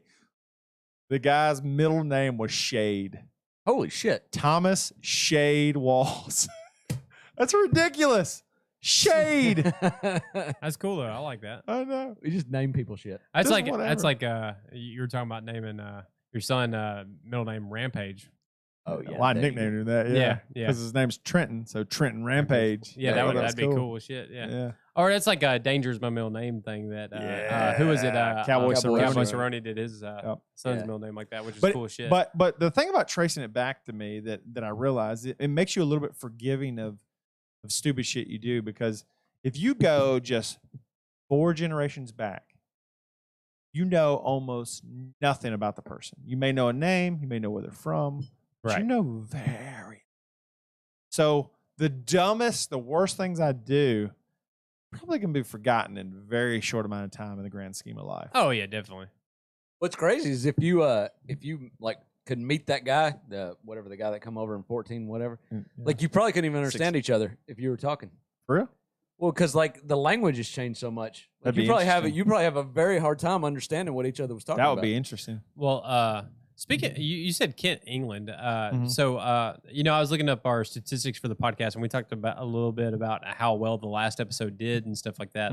And when I went through the major cities that we outside the state of Tennessee that are our top listening spots, there's a top 10, and we can go through it. Actually, you care if I go through it? I'll just hit them real quick. So, hit a couple. San Jose, California. Atlanta, Georgia. Owensboro, Kentucky. It's all Kevin. Indianapolis, Indiana. Ben Harbor, Maine. Kansas City, Missouri. Mountain View, California. Paradise, Nevada. Bellingham, Washington. And number 10, Blackheath, England. So we have an international audience, which is our 10th highest outside the state of Tennessee. It's TJ's extended family. That's right. Yeah, could be. But shout out to whoever's listening over in England. There's 14 views out of the same city, which is pretty crazy to think about, that we have viewership or listeners outside of the U.S. and pretty consistently. It's a good time for you, wasn't it, boy? When we listen to your podcasts. And also, speaking of England, I want to give a shout out to my soccer team winning the freaking English Premier League with Liverpool. Go Liverpool. Freaking dominating over there. I may have just lost our listener though, because they take that shit pretty seriously as far as football clubs and stuff. But football club, soccer in the U.S., but football club over there. But are we the only country that calls it soccer? I'm pretty sure That's bullshit, though. You know what? I found out soccer is still what it is. It's what it is over there. Football is an all-encompassing thing. So football means like rugby and soccer and all these other things. But over there, they call football is like the general name for soccer. But soccer is still a subset of football, even in England. Yeah, and rugby is also a subset of football. Yeah, but they still just call that rugby. Yeah, but you'll never hear them say soccer. Right. So they call soccer football, and we call American football, and we call soccer by soccer. But why do we call American football at all? Did you look this up? No, I honestly want to know. I've thought about looking it up a couple times, but because people just decide to call. I mean, American football. It should be called handball or catchball or some shit like that. Football makes no sense. Maybe it's because the ball is like the length. Does it have something to do with the but I mean, probably because it derives from rugby. You have to gain a yard, and you have to gain yards, which is 3 feet. So you would think they'd call it yard ball if they were going to do anything. Yard ball. I mean, and people play it out in their fucking backyard. Yard ball makes all kinds of sense in the versus football, but it's been institutionalized and it's widely accepted, so it is what it is. But just Kyle Medina just said that Trenton Rampage sounds like he needs to be a wrestler, and he coaches wrestling. So absolutely, if we can convince him to do that, I'm all in. If we can get him off of Minecraft long enough to wrestle somebody, I'm totally into that. Oh yeah, for sure. You have to wrestle him off Minecraft then. I know. Yeah, wrestle him off Minecraft. Tell him he's got to pin you if he's gonna get back on. He likes fighting me. He'll be like, "Daddy, he'll freaking sock me and everything. I love it. Nora does that too. You're like, bitch, I'll put you down. Yeah, I know. I always heard him. Because I take it too serious. I'm like, nah, motherfucker. And I put him in an arm bar or something. Nah. Oh, Daddy, you play too rough. That's funny. But yeah, good stuff. You play too weak. Anyways, I didn't mean to go off that. What else you got there, TJ? You got a book full of notes I'm looking across right now. No, nothing. Is it a time for a sound bite? We got. Is that what I'm getting to? No, nothing like that. I'm I did curious. fly in a 3-seat Cessna aircraft since the last podcast. Whoa, how was that? So it is crazy how light these planes are. Where a gust of wind feels like Well, you're driving in a minivan. I'm waiting on the guy to get the plane out, and he walks in and he grabs it by the propellers and starts walking backwards. Well, like, wait a minute. Out of all the things you could grab it by, and he's like 60 years old, and I'm like, hey, you need any help? He's like, nah, I got it. It's pretty light. was there any chickens on this flight? I'm thinking of like Indiana Jones and the Temple of Doom kind of thing. Okay, I was like, I don't know what. you said a 3-person Cessna. I was picturing a much more luxurious plane Like a private jet kind than of than a prop plane. No, it's a little prop plane, and he what was also crazy is I was kind of in the back, and when you go from like when I look out like the left window and then move to like I want to look out the right window, the plane you would feel it kind of when I would just shift sides like that. That's how crazy this is. Right. It's insane. It's by far the smallest plane ever, and to prove a point, this motherfucker. So wait, you're saying when you stand up on this plane, you're like rocking the boat? Well, you're not standing up. No, you're not standing up. That ain't happening. No, It's but like a fucking crawl space. But like I in got there. to drive over my house and like see it from the sky, which was cool and everything. But Okay. but Is this like a crop dusting plane? it's bigger than that a little bit. Okay. Okay. But to prove a point of like how safe it is, this dude kills the engine in the air. I don't need Oh you. my god. I don't need you to prove I'd how freak safe out. it is. He was like close to the landing, and he's Fuck that. he's That's like me driving y'all and going, y'all want to see how good these brakes are? And just start heading right toward a fucking wall and then just lock it up and be like, look, see, we're good. Oh shit. But he gets up there and he goes, look, people are always afraid like that the engine's gonna die and we're just gonna crash. He goes, look, you got all kind of time. And he killed the engine. He goes, Fuck that guy. and he goes, Look, I don't give a fuck. Every engine on the planet starts so many times. hello. What there's always What a if- number. There's a number of starts until you junk that plane. I was like, how oh the shit, fuck- it won't start. how the fuck- But his no. point was, even if it didn't start back, It'll glide at least, right? He can use the air lift and everything. He could land that thing, and if he where we were, he could have landed it still in the airstrip with that much time because he would just circle around to give himself enough time to get lined up. But if you couldn't, he said he would just pick a field. He would try to pick out the fence row so you didn't flip it when you land, hit a fence and flip it. He was very confident in saying that like there's no risk there. I've got you no matter what. So. Chad, what's the chances you strangle this motherfucker after he pulls that shit? None, because I'm gonna fucking be pissing myself and weak. Like the last thing I'm gonna do is strangle this guy who's like I'm damn sure not gonna start it back up and land it. So I was like, all right, good. No, I'm point talking about proven. I'm Start her talking up. about post landing. post landing, I don't. Then you kiss him because you're glad you landed. Yeah, I'm just glad to be down. Like I'm never flying with you again. Yeah, Crazy motherfucker. Bastard. Yeah, I'm not. Like I said, the same thing. Like I don't want to hear somebody driving. Just be like, let me show you how safe this car is, and lock it up. Like, yeah, don't fucking do that. Like, well, let's just all believe. Like, we know it's safe. Let's not get crazy here. I agree. Do you have your 12-sided die with you? It's 20-sided. Oh, And actually, I think Is there a food challenge coming up? Could be if we wanted to do it.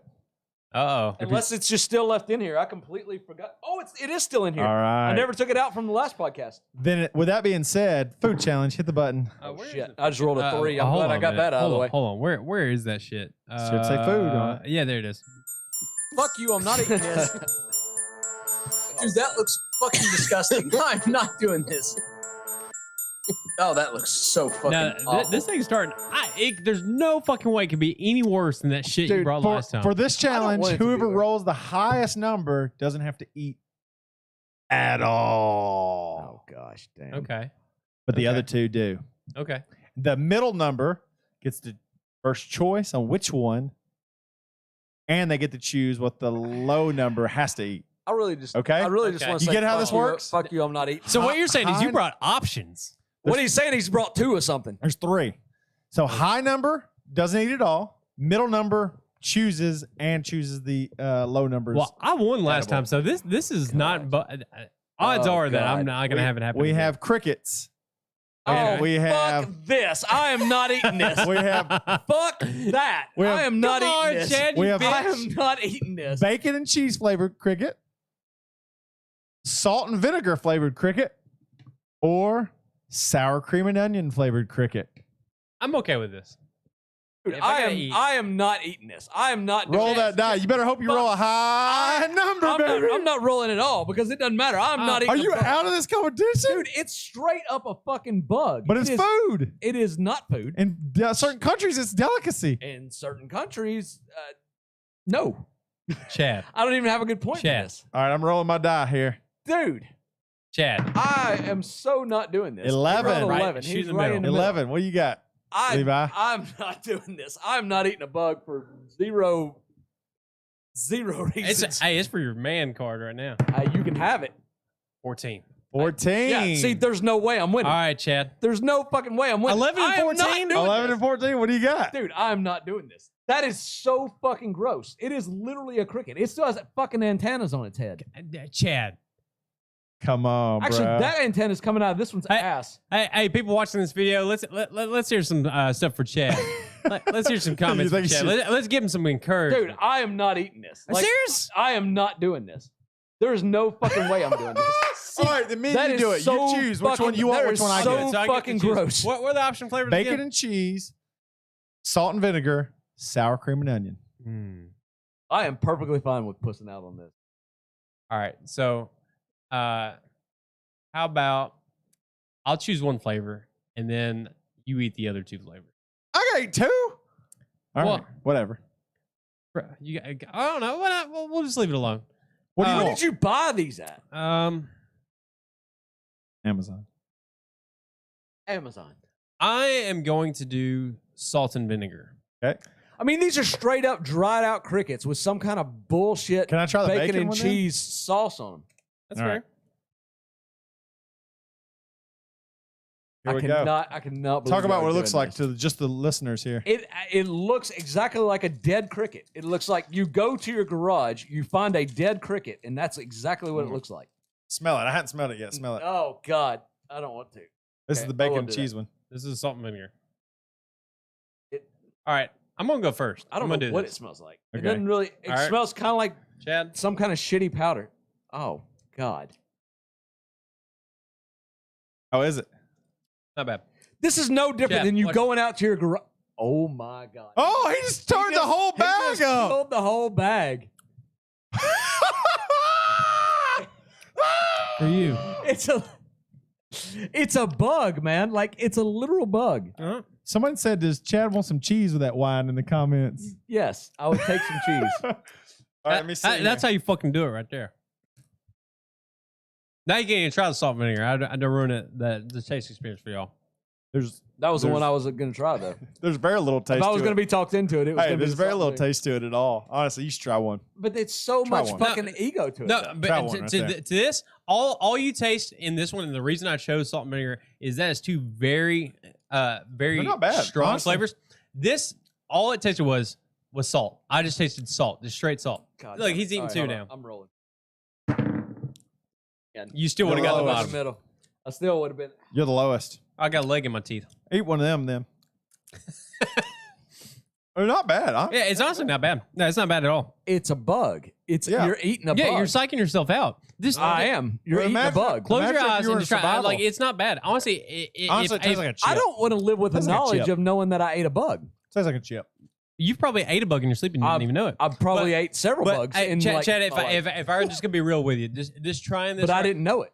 just trying this or whatever, I would compare it to, honestly, when I taste it, it tastes like a sunflower seed. Is the best comparison But I know it's as far as not a taste. sunflower seed. It's a It bug. does taste about like one. But So but- they've got. but if you texture- look at the back of the box, it's got the different parts of the cricket labeled: the drumstick, the rump, the flank, the wings, the breast. that's so not gonna help at all. texture wise, I'd compare it to the potato chip. It's really not not as bad as you're thinking it's going to be.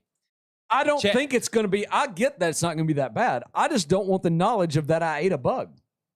Hey, but if you went on one of them survival shows and you're watching those survival shows and you're just like, man, that guy's a bitch for tapping or whatever, this is your moment to kind of prove. I mean, this is prepackaged. If I was on a survival show, I'd absolutely eat a bug. Absolutely. But I'm not even remotely hungry. But this is prepackaged flavored things. I'm going to be very disappointed in you if you don't. I'm serious. I'll be sorely disappointed. Here, I don't think you know how easily disgusted that I am. Here, I just left you one. I ate them all. The rest. You ate the little ones. You left me the big one. Yeah, because I need you to get a good taste. It's like a. I mean, I'm dead serious. Like, I'll be bummed out if you don't. I just ate a whole pack. I just ate a whole pack of them, man. I know, but you're okay with eating bugs. Like, bugs I've never gross, ate a bug before today. You want to try? It doesn't bother me. You want to try sour cream and onions? Yeah, I want to try it.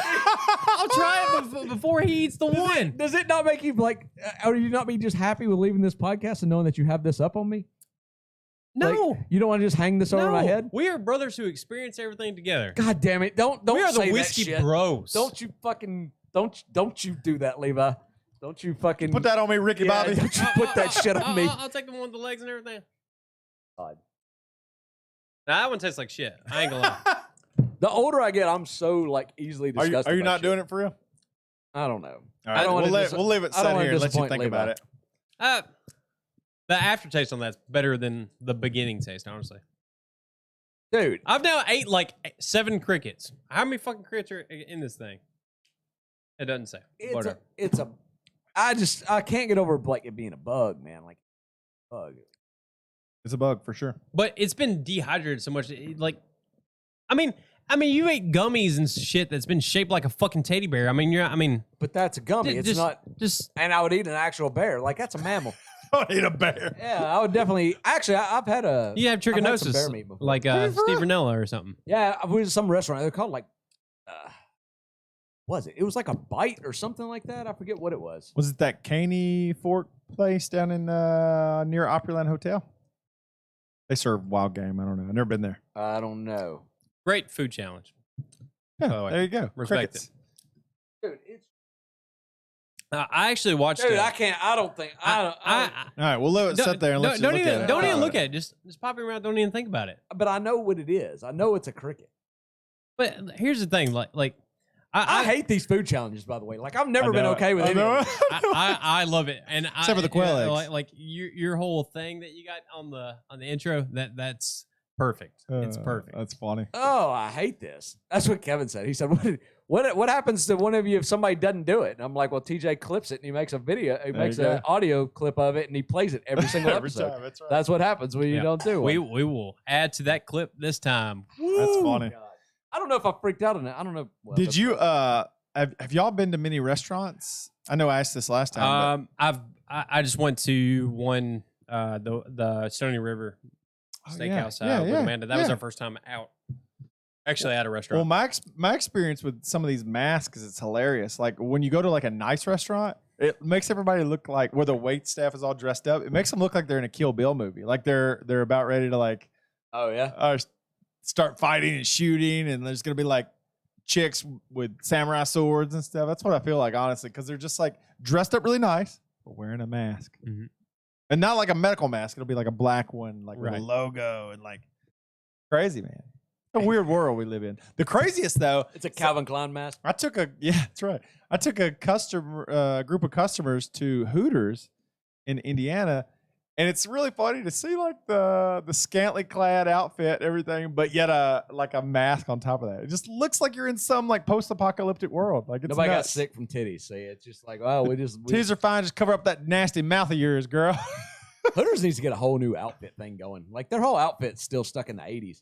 Yeah, it's a weird thing. Like they got the high socks, or not the high socks, but you know how they are. This group was wearing long sleeve. They were wearing like a long, which was weird because it was like hot, but they were wearing like a long sleeve dark black shirt, but it was still like a, I don't know, whatever.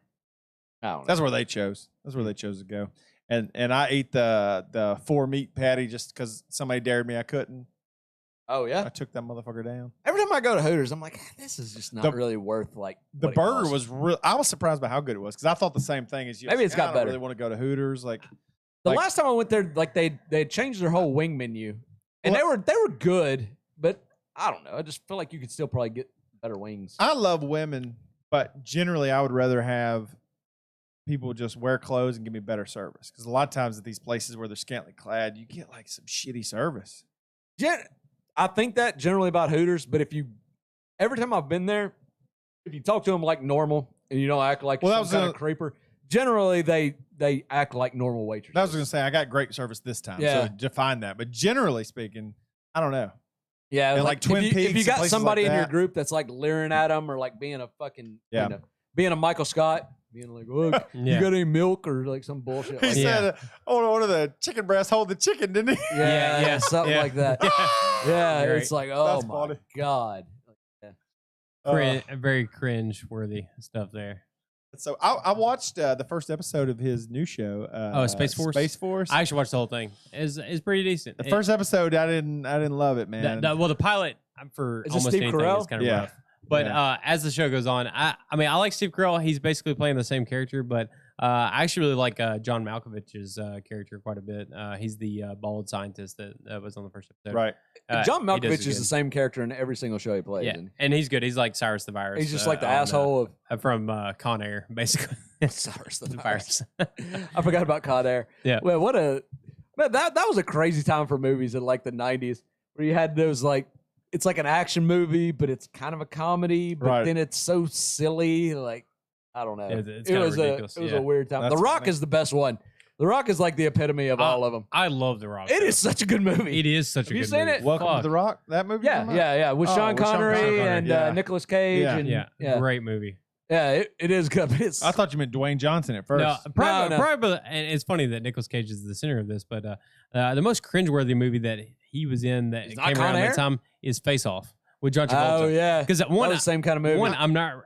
Was like, that John Travolta? Yeah, Yeah. John Nick Travolta. and Cage. I him thought that swap was faces. Nick Cage and him swap faces, which is so stupid. The premise of it. Okay.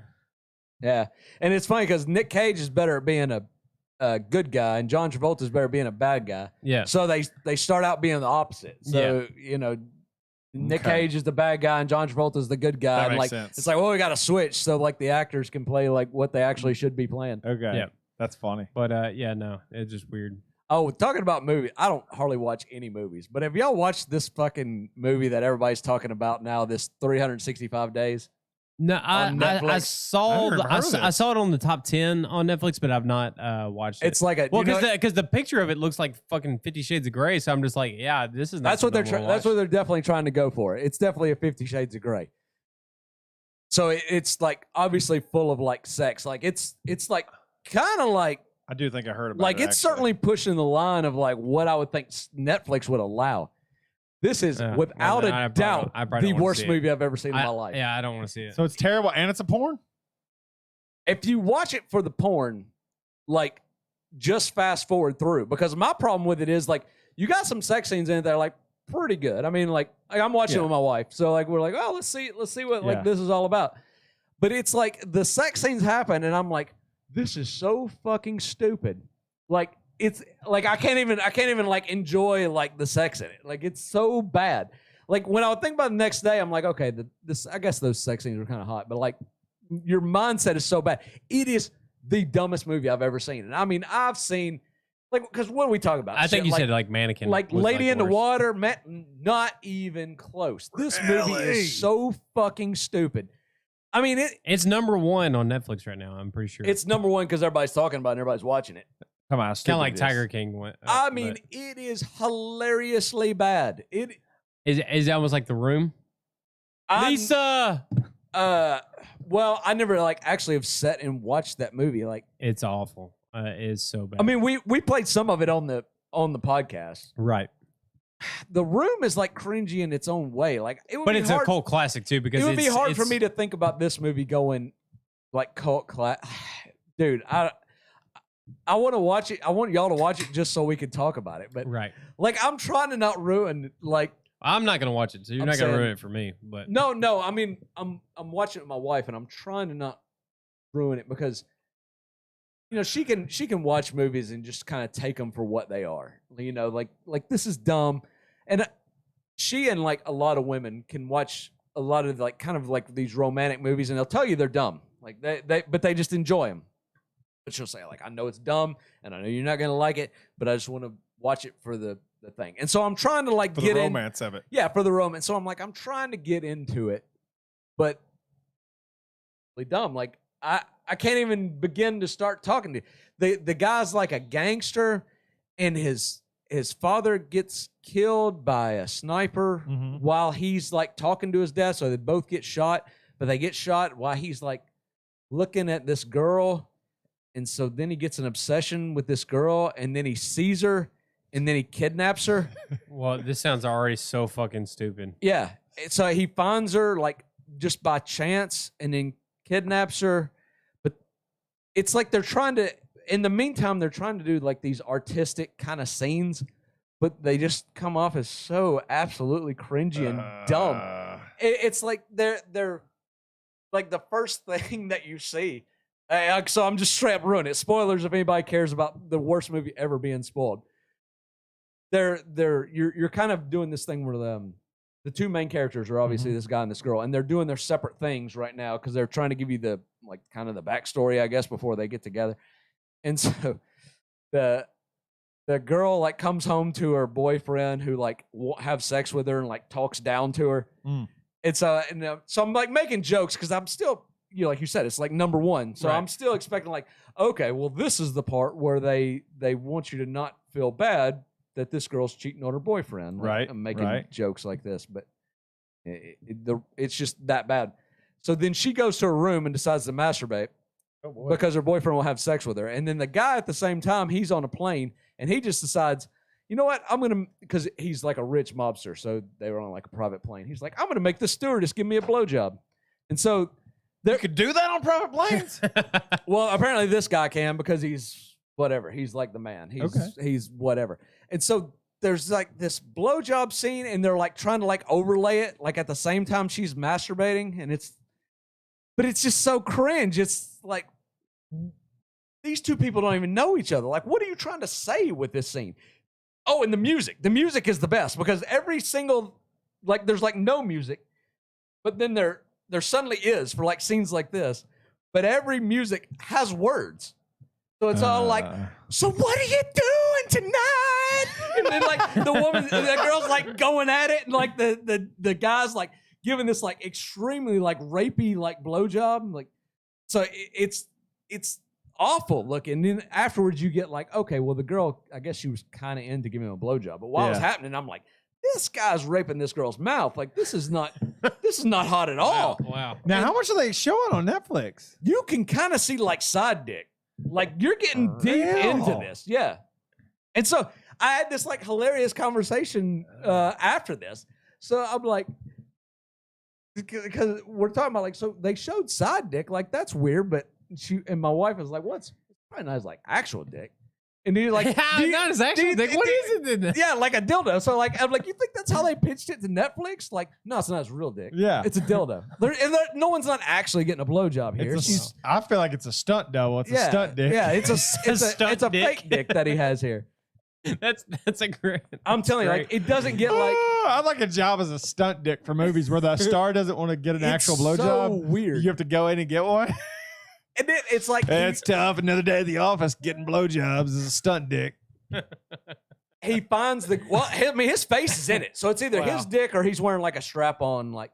Oh man! But once again, you don't see the dick like porn. It's like her head's like going on his dick, and then it's like suddenly like the camera kind of like pans down just a little bit, like that kind of teasing, like oh we got a little low there, and like you can just kind of like see some side dick. And that happens more than once throughout this thing. Side dick's a new term. Hashtag side dick. Yeah. I mean, that's what's happening. And then like he finds her and like he's like stalking her and like so then you have like these way cringy scenes where like the girl's like by herself and then like suddenly she turns around like he's behind her. Oh no. Let's do a that's it. Let's watch this. And then the tagline is he's saying, what is the tagline? He's saying you lost baby girl. That's what we say. You lost baby girl. Nobody puts baby girl in the corner. Oh yeah. Wow. It's good. Unbelievable. And then in the middle of the movie, for some reason, the girl decides to get a makeover. So she's like this long, dark hair girl that's like fairly hot, and for some reason, like she just cuts her hair all the way off short and turns it blonde. Yeah. They don't tell a reason. No, she just wanted to get a makeover. And like, so I'm talking about this. I'm like, girls or protagonists in movies do change their look, but it's always supposed to Go with the go with story. like a character change. Like they've reached some sort of character arc, and it's like now they want the audience to the character's a different person, and they want to portray that to the audience. It's like this person's a different person. No, she's just like looks different. It's like the director couldn't decide, do I want a dark-haired girl or do I want a blonde girl? Yeah. It's like, you know what? We're just gonna do both. Fuck that. That's funny. It is unbelievably I'll bad. tell you what movie actually is good on Netflix is The Wrong Missy. Have y'all watched that movie? I've not watched it, but I watched the trailer for it, and Dude. the premise of it seems pretty funny because I like the actress that plays the wrong Missy or whatever. 'Cause Lauren Lapkus. Yeah, because she's been in some other stuff. She's pretty funny. She was actually on Orange Is the New Black and a couple Right, other shows yep. that was kind of funny. I get her confused with She was in the Between Two Ferns movie too. She was one Right. of the main characters of that. I get her confused with the woman that was in The Last Man on Earth. I don't know if y'all ever watched that show. right. But her and that woman, I always get confused. Yeah, they're two They're different two people. totally This- different this people. one's- Yeah, What, was she in the early seasons of Orange is the New Black? Because I saw some. yeah, of she was a the- security guard. She's Shit. funny. She's a great improviser. She's been in that world. If you listen to if you know Comedy Bang Bang and that whole world, she's a part of that. Yeah, she's Y'all are all improv. saying things I know, but I don't. She seems like she would have been like a good like SNL kind of cast member. Yeah. She has that kind of Yeah. demeanor and characteristic about her. But that movie, The Wrong Missy, is hilarious. I'd totally watch. Is it a Totally recommend Netflix that. movie? Or? Yeah, David Yeah. Spades is the main character. Yeah, David Spades is the main character. Oh, so this is a comedy. Yeah, it's and hilarious. Rob Schneider is actually in it, which he looks funny Yeah. in that little role that he's in that movie as well. Speaking of Netflix, not a new movie, but I finally and I hate to admit this, but I had never seen the movie V for Vendetta. Oh, that movie's really so good. I did go back and watch that one, and it was pretty good. I mean, I saw it like in the theater. I saw it back when It's- it came out it's- to rent. I think. and I saw that it. one's Yeah. kind of like a highly political, anti-government establishment Yeah. kind of movie. How but did it hold up? Was it good still it- today? I mean, I didn't see it then, but I would say that it was still very well directed and very well done. I enjoyed the movie. Yeah, quite Natalie a bit. Portman did good, and you know the guy that plays V, Yeah, it's the guy from The Matrix and Lord of the Rings. right? And Yeah. like there's like how that dude was so. And I'm sorry, I don't know his name, but I mean, shit, I can't Who, think of his Agent name. Smith? Yeah, Agent Smith. Okay. Yeah. But that guy, this movie come out right after those movies, so like he was hot And as far as it's from the Wachowski brothers. or whoever. Wachowski brothers. Yeah. V for Men. They did V Yeah, for yeah. Vendetta. Wachowski. You know, it's brothers, Wachowski sisters now. Really, Yeah, this is a whole different thing. They both had a sex change. No, they have not. really. Look her up, son. Look her up, son. Really? They're I both. believe you. They're both female now. That's insane. The Wachowski sisters. Look her. That's all I know because they were on Twitter shit talking Trump or something, and I was like, "Who the fuck is going on here?" And I found out that they're both trans and they're both.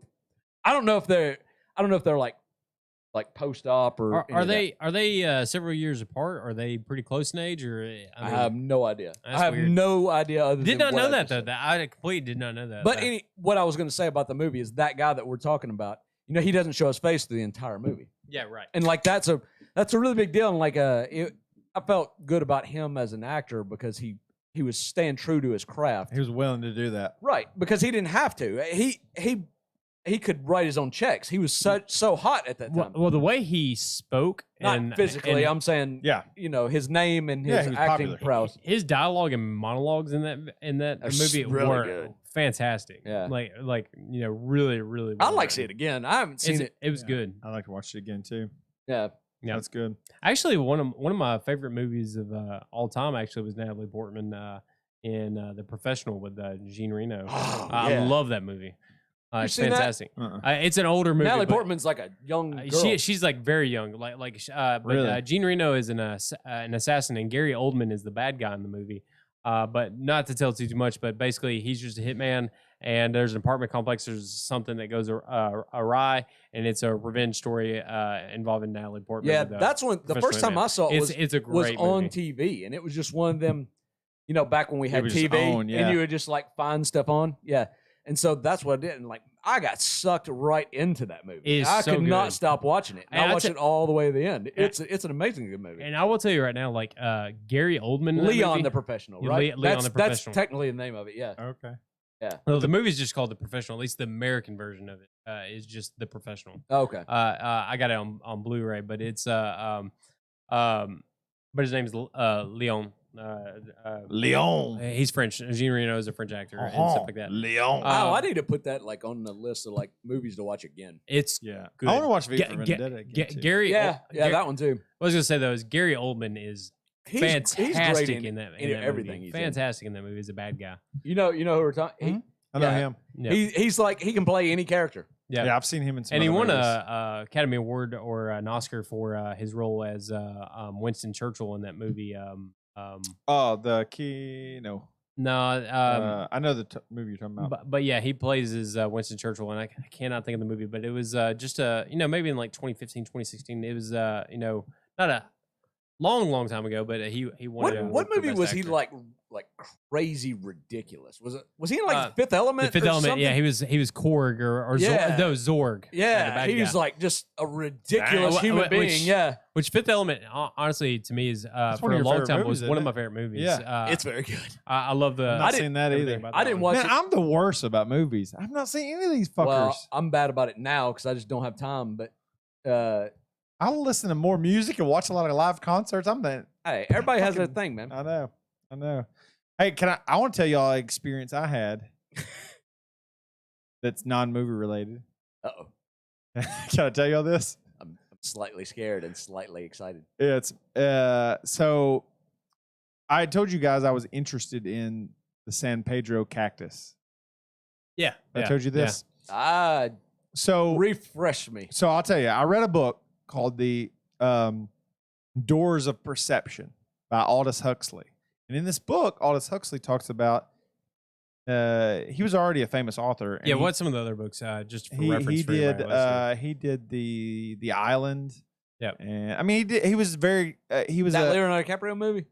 no different the island. island. He was a like a George Orwell type author. Oh, He wrote those kind of things. And the island was a instead of a dystopian future, it was a utopian type future. book. like Star Trek. Yeah, so it's really interesting like that. But he wrote this book that was about his experiment with mescaline as a drug, as a psychedelic drug. And in the book, he had it injected into him. Hold on. Pretend. Is this real? Is mescaline a real drug? Yeah, it's real. So Aldous Completely real. Huxley also did Brave New World, Brave New World. That's the best Uh, book he ever wrote. Yeah. Pride and Prejudice, and Jane Eyre, Okay. So which is his more notable. Yeah. So mescaline. Yeah. So mescaline is a real psychedelic drug, and he had it So injected. is this like LSD or? Different. It's considered so. Don't even think about LSD. Think about DMT, and DMT is considered like the I'm such a nerd. I don't even really understand the difference between those. So dimethyltryptamine. DMT is supposed to be like the mother, and mescaline is the grandfather. So it's like it's. I don't Whatever. know what that means. What it means It's kind of is like it's more it's kind comforting. of like weed versus peyote. I feel like you have to do it before you understand what that means. So peyote, the mescaline is peyote. Oh, okay, gotcha. Peyote is a cactus that contains mescaline. Okay. San Pedro is a cactus that Gotcha. contains mescaline. So wait, so here in the South we do mushrooms, and over there in like the West they get cactuses. They can, yeah, they can. Oh, okay. Okay. So, but they're different. So I was curious because of this book I'd read and the way he talked about it. And he, I don't know, it was about noticing the small things. And he talked about seeing a rose bush and admiring the foliage instead of just the flower, like noticing the little stuff, subtle stuff that you forget about sometimes. Right. So I was interested. Oh, it's completely legal to buy the San Pedro cactus. A lot of people grow them and everything like that. So I had some San Pedro cactus, and the preparation for this is there's a lot of information, but essentially what I did is I cut it up, got rid of the core, and boiled it down to a liquid juice. It was whatever's left over. I filtered out the spines and all this other stuff, and drank this juice. What the fuck? And it for the first hour there was really nothing. The second hour was terrible. It was the worst, like upset stomach. Like I felt like I was gonna vomit constantly for like an hour, and I felt like shit. Like what did I do? Like I'm never gonna do this shit again. You poison yourself. It's terrible, but Yeah. I knew it was possible that you could feel that way because there was things you could do to lessen it, but it was a lot of work, like removing this skin. It was very challenging. So I just left it on and boiled it down and filtered it out. Anyways, after that, the only way I would describe it is like a childlike euphoria. You remember when you were a kid, how you would just kind of play without worry about anything in the world? Yeah, that's pretty great. Yeah. So a feeling very similar to that. Like I ended up, the things I did while experiencing this feeling was like pulled out a soccer ball and went in my backyard barefooted in a pair of shorts, just kicking a soccer ball around by myself. Like I felt like a kid, like laying on the grass, looking for 4-leaf clovers. Like it's just like all the little subtle stuff that you forget about doing when you're grown makes sense when, I'm not saying that it's something valuable, but the things I was able to take away from it is I'm trying to keep that childlike attitude toward life a little bit longer. So since then, I played soccer ball by myself in the backyard like 3 or 4 times, just kicking the ball around, just completely sober, just enjoying it because like I don't feel that anymore, but I remember like how good it felt to just play. And like my workouts, I'm just playing. When I punch the punching bag for a workout, I'm just playing. I'm just having fun, and it's very valuable. When I go run now, I'm trying to think about play. So I'm just trying to live life as playing like right now. So that was the best takeaway from it that I had. How long were the effects of it? So the effects. This is what would keep me from wanting to do it like very often. And you can function for most of it. You're fully functional. But it was like 12 hours. Oh, God. Shit. Oh, my You God. can feel the effects for like all day. Wow. All day you can feel the effects. So, I don't know. I wanted to share that. I wouldn't normally share I need something an like every that other that I weekend did. babysitter, and I might could get down with some of that. I guess that's the benefit. If there's any benefit to being a divorced dad is not having kids. People that are divorced are so lucky. Anyways, I wanted to share that experience. And I'm not necessarily recommending folks do it, but I think it's there's something there, and it's really interesting. So That's what you get for your child support, right? that's what I get. Yeah, like when you're paying child, you're like, this is what I get. This is what I'm paying for. I'm paying for this, some I'm paying for this freedom free to try to try psychedelics. to try a San Pedro Cactus. Yeah, that's right. So really interesting thing, and I was curious about it, and I'm glad I did it, but it's not something I'm like chomping at the bit to do again. So. Gotcha. I've never done anything like that. I don't know. It's not that I'm against it, but It's kind of scary in a way, but at the same time, it is very interesting. You said like you're talking about like boyhood wonder, or just kind of observing things and having like an appreciation and all that kind of stuff. I don't think I've quite felt like that. Like when you're describing the feeling and stuff like that, even in that moment, I was just trying to think of something like that. But sometimes when I feel like my mind's at its sharpest and I'm just trying to think of things that, like from an observational standpoint, and I just kind of question why things are the way they are, and just kind of look at things. Like I find like some pretty funny things that I'm just kind of like, that's a good thing, and then you just kind of dive into it and just kind of go off on a tangent and finding different things. So I like the fast food restaurant was like one little tangent that I went off on. That was fun. And a talking point, and I'm not going to talk too much about this next thing, but so I started looking at I had this thing where we were talking about something at work, and I was just like like I was just sitting there thinking to myself, like, this person's like beating a dead horse. And then all of a sudden I just kind of got into a tangent. I'm just like, who the fuck thought of that as the first thing? you got to tell us what you're talking about, because we don't have any idea. Well, basically, He's talking about the phrase though, beating a dead horse. Beating a dead horse. Yeah, beating a dead horse. Oh, I see. Yeah. So in my mind, I thought like a person beating a dead horse, and I'm just thinking of these two guys like over like a horse just punching it to death. That is funny. Just whooping the shit out of this horse. The horse is already dead, but still beating the dead horse is like somebody riding it so hard it dies. And that's what. Well, I think the it's context trying to get with it to work. Like when a horse starts getting tired, or a donkey or a mule, you have There's to only so whip much. it to get it to keep going.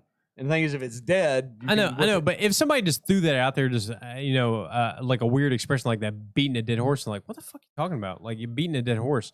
But I mean, and even to that same token, like there's a lot of expressions, and I started looking up a lot of these expressions that we use, and they're also oftentimes beating a dead horse is an idiom. which is an expression used in the English language for expression, just referencing like a story. That's or like something that. downvoting a 20K like post.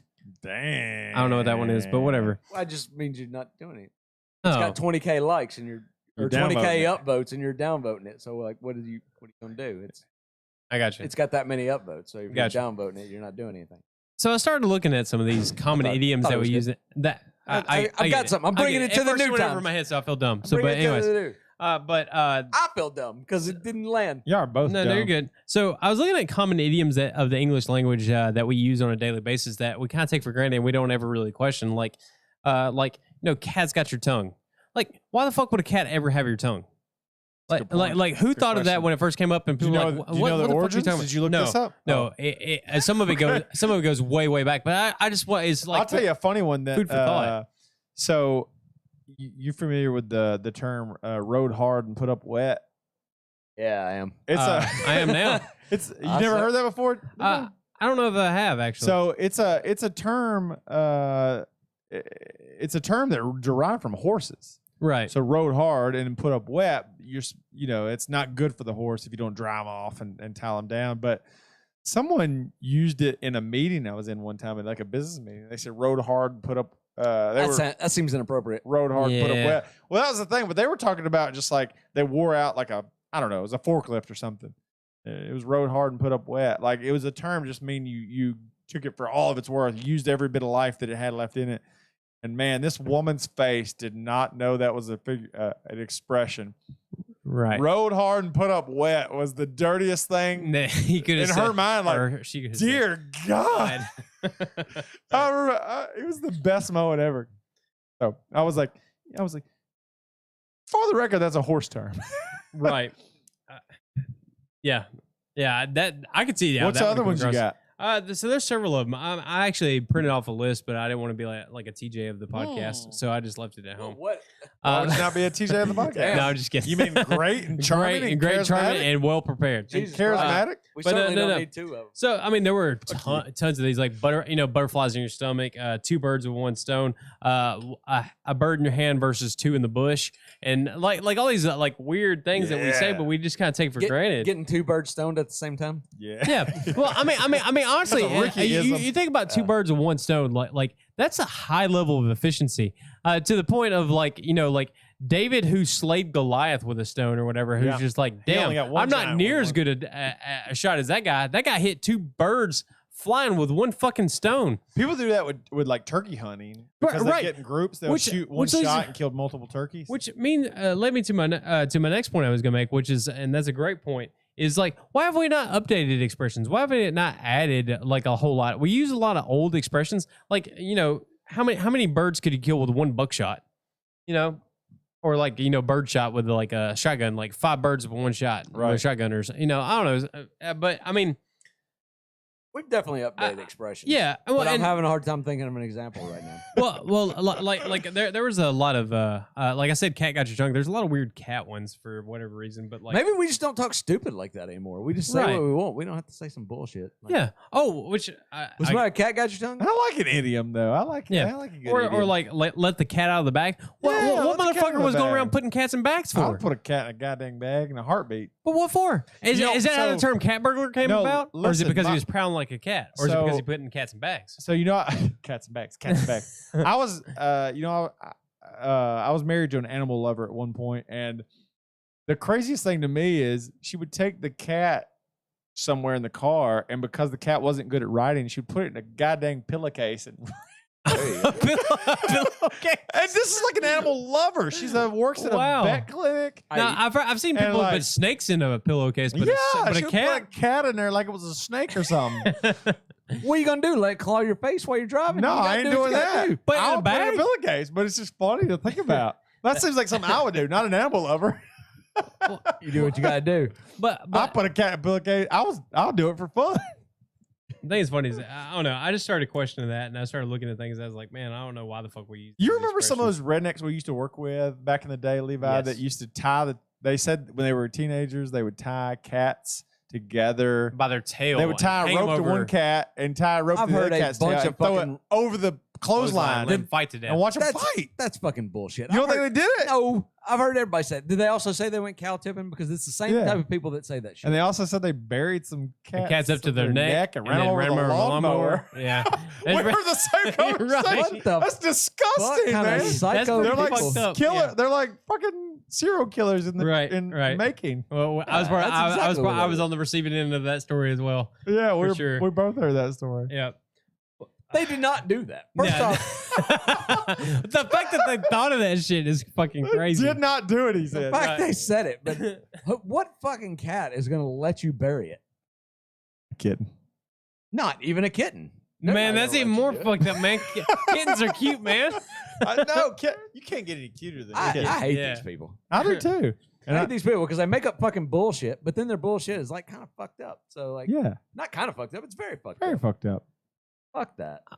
What else you got? What other ones you got? Another thing I kind of thought about. So, like, words are English language. Like, we as Americans pilfer and take words from other languages, and because like all other languages predate our language. So we basically, if we couldn't come up with a word or a term to use in the English language, we basically were just like, you know what, that sounds good. I'm going Yeah. to take it. We're like, we could come up with another word for menage a trois, but nothing's as good as menage a trois. It sounds fancy. Let's keep it. Let's keep it. Like the It's way word, less dirtier than what's like really word happening. that you mentioned. I think we had talked about, but the word fiance. Oh, we were talking about this the other day. So with the word fiance, how have we not come up with a better word for somebody who's about to get married that doesn't sound I don't so know. fucking stupid? That sounds stupid. I hate hated that that word. word. I do too.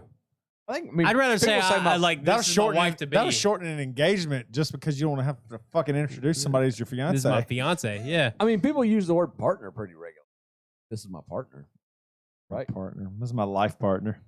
Nah, but not always that. But I my mean, life partner. well, I mean, people just use that as a universal. Like, this is my But also, like, take the my partner. and we steal from the my SO, my significant other. Honestly, Part of that. as I went through it, we and you brought up one I didn't think about, which was menage a trois. But we steal a lot from the French language for words that we can go Uh-huh. because we're like, man, that sounds fancy as fuck. Let's keep Yeah. that. Like a bouquet of flowers. We're not gonna say a bushel of flowers or like a batch of flowers. Like a bouquet.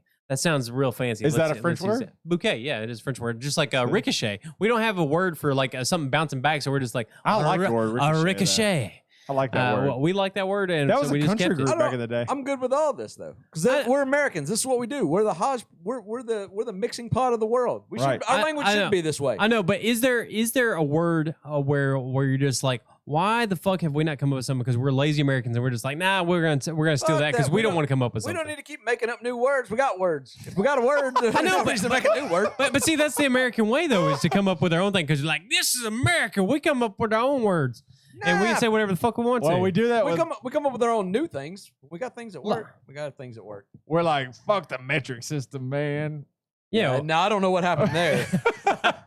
Right. I mean, There, I don't know. I'm as pro America as you can get, but the fucking imperial system is I know. dumb as shit. I know, Man. I'm We the should same go to. way. the But anyways, metric system. I just kind of thought about those things, and we had talked a little bit about that one, and then I thought about idioms, and I'm just like, we need this Man, it's segment. so crazy. This segment should be called Old Man Levi.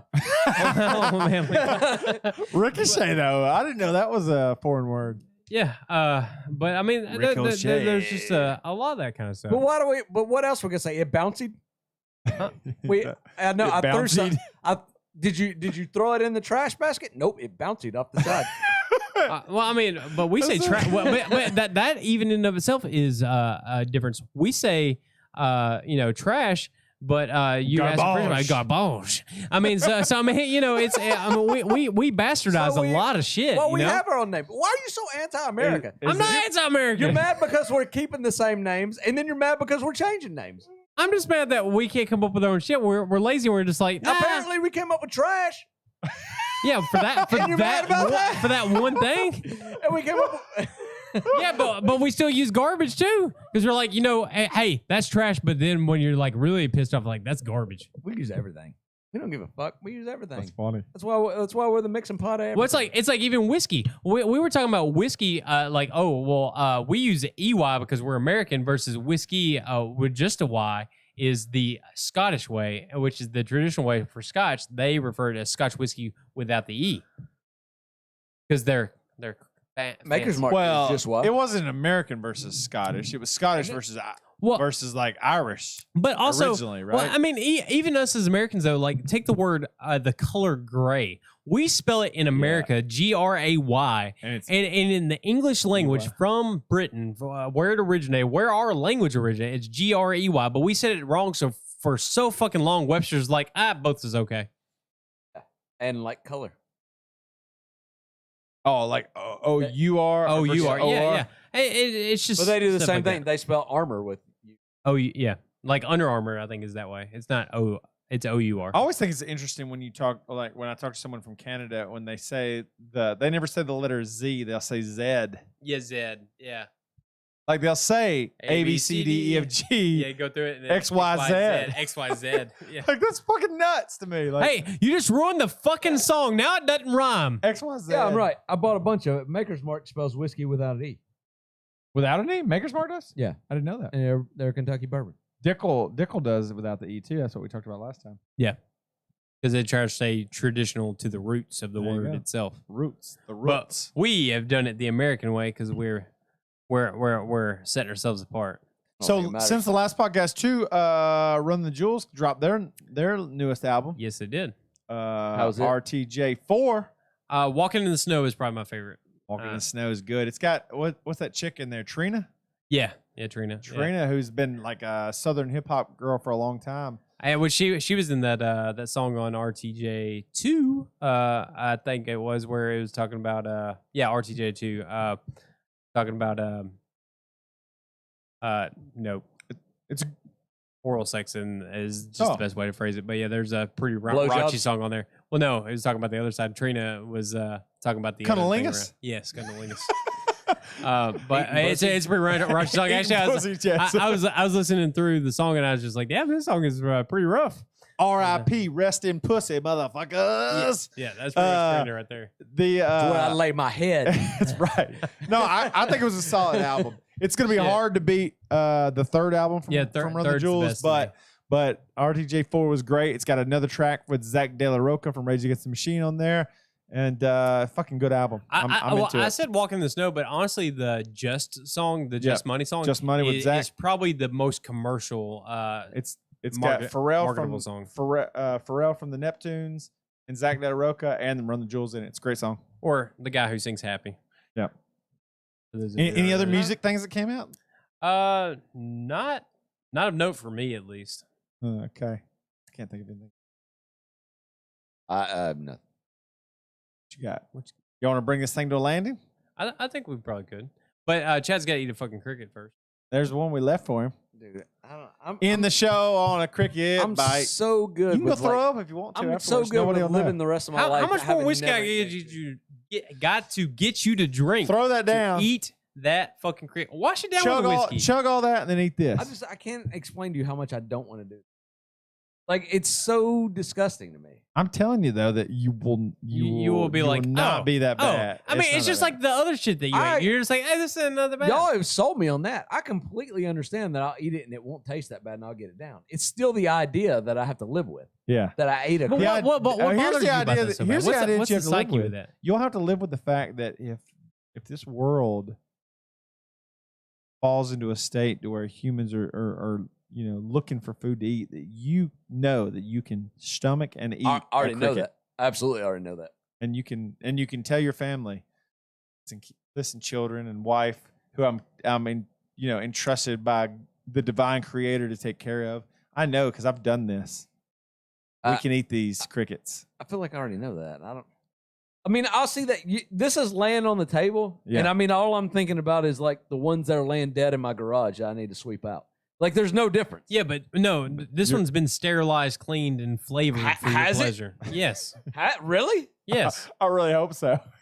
I also hope that the same stuff that's in like shrimp and stuff like that I'm allergic to is not in a cricket. No, shrimp straight up has poop in it. You can see it. No, he's just talking about when you're being eating allergic. shrimp. I'm talking about the shit I'm allergic to. I don't care about the poop. Oh, I'm saying, but if you're eating shrimp, you're straight up eating shrimp shit because you can fucking see it. Hey, guess what? It still fucking tastes good. Get over it. I know. I do eat it. Shrimp shit. Yeah, That's now not like a you tongue need to get twister. over this shit and just eat the fucking cricket. Dude, it's a dead bug. There's literally a dead bug laying on the table. Yeah, I just had a whole bag full of them. I know, but would you go? I bet you downstairs. It's gonna shit out just the same. I bet you downstairs there's a dead bug in the garage. Don't bet him this.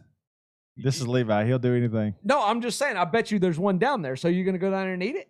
If you eat that one, If I eat this, you'll eat a dead bug out of the garage, off the floor, I might rinse it off. off the floor of the garage. I might rinse it off a little You'll bit. rinse it off and eat it. Is it a cricket? I don't know what it is. It's a bug. I damn near come close to it. Oh, well, hold on now. Hold on now. There's a whole difference between damn near coming close and doing it. Because I don't see, the only difference I see is somebody put some fucking bullshit like ranch bacon pepper sauce on top of this thing. All I'm thinking right now is Chad's a bitch. Right now, if I'm just being real. All I'm saying is you're not gonna eat a bug unless it's in a package, but you're not gonna eat it off the floor of a garage. To prove a point to you, I will. Either way, though, bro. To prove a point to you, I I will. wouldn't eat. That's the thing. I feel like if I would eat this one, I'm saying I would eat the one off the garage floor. Yeah, that's fair. Because what's the difference? You're saying they took this thing. Oh, they took it in. They washed it. I'm hoping we washed it. We cooked it. And we prepared it. And we put sauce on it. No, hoping. they fucking killed some bugs and fucking put sauce on them and put them in a bag. It's the same shit. It's exactly the same shit.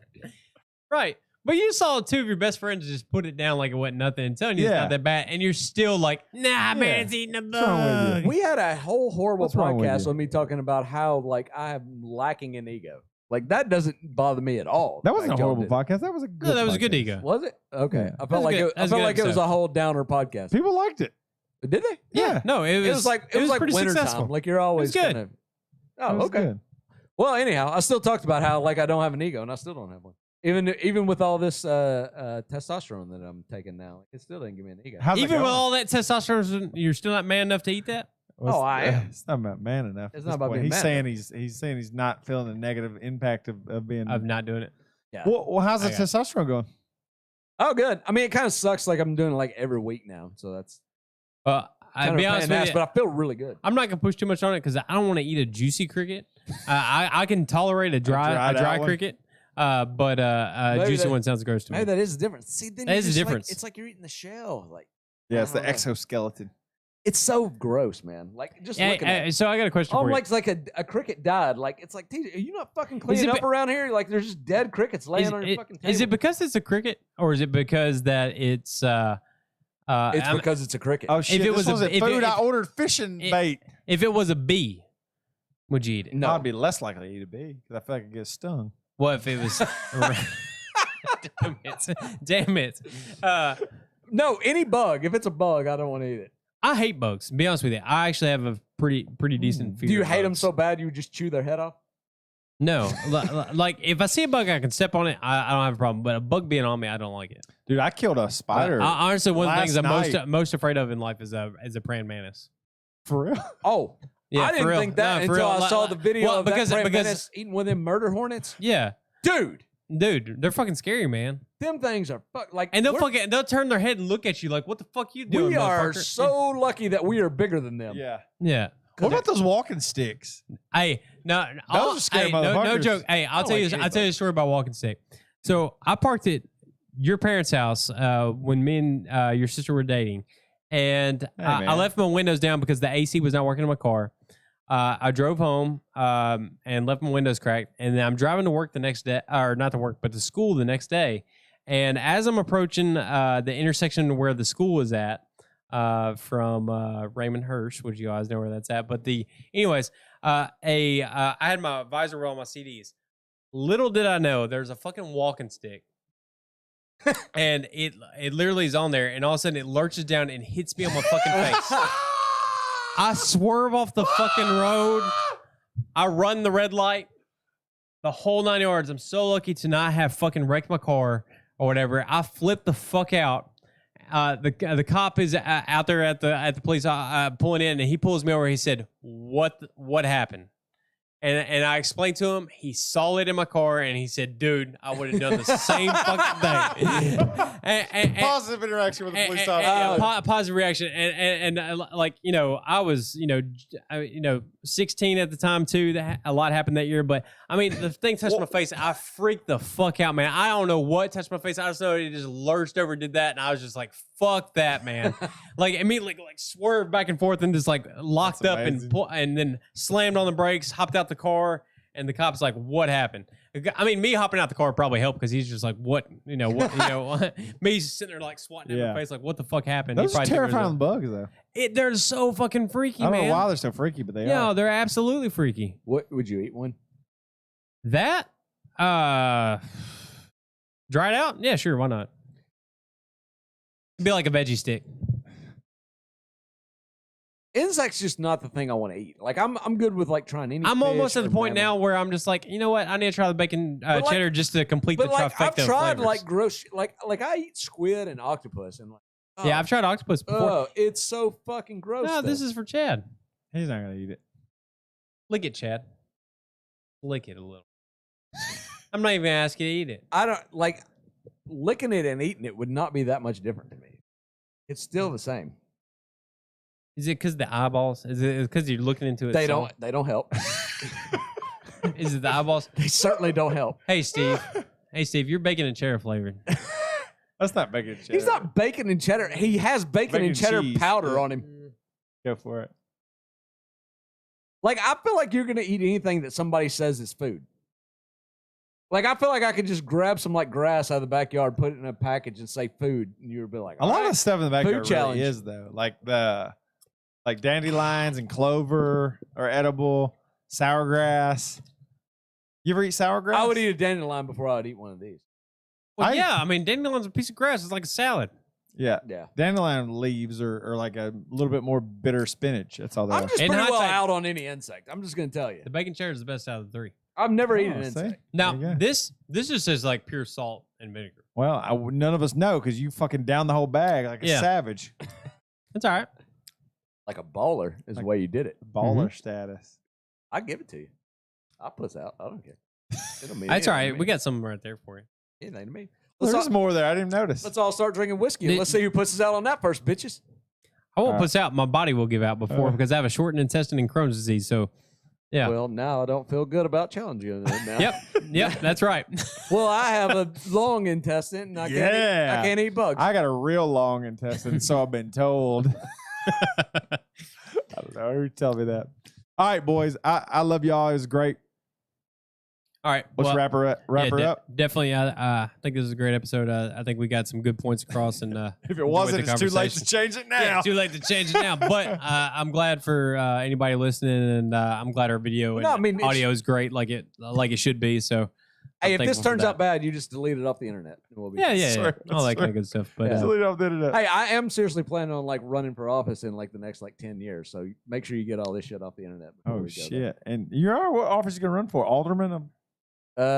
Yeah, alderman of something. All right, before we get off this, what the fuck's an alderman? Why is that important? That's like a local government position. They work under the mayor, and they. Oh, it's a mayor's bitch. Well, I wouldn't say it's a mayor's bitch. In some counties, aldermen have more power than the mayor. Really? Yeah, the mayor has been subjected in like Hendersonville, a town near us. The mayor is ceremonial, so he just basically cuts ribbons. The aldermen all vote. There's like 7 of them, and they vote for a city manager who is like does what you would think a mayor would do. Isn't that crazy? That's very crazy. That's actually a political thing going on in local government near us. The mayor has been made ceremonial. The city manager has all the power. The people don't vote for the city manager. The aldermen vote for the city manager. Oh yeah, that's the fucked up part with a lot of government. Yeah, like that's why like our federal government gives power to like the FBI and CIA and ATF because see they can do stuff and they're like, well, I can't believe what they did. That's so fucked up. And we don't get to vote for them. No, that's just what happened. Yeah. Bullshit. But hey, this is the first podcast ever. I don't think I've took a piss in the middle of. Me either. And I would Any of us. I would like to keep that. So if we don't end this soon, it's probably because we didn't do the Tales of the Guano. I can't believe but we drank coffee. Like we're drinking coffee. I'm like, I'm gonna have to pee at least 3 times and probably have to take a shit. But no, that's good. Yeah. Cheers, boys. Hit the music on the way out. Play us out. I'm gonna play with the live on the way out. Oh, you don't have to drink. I got a drink, motherfuckers. Yeah.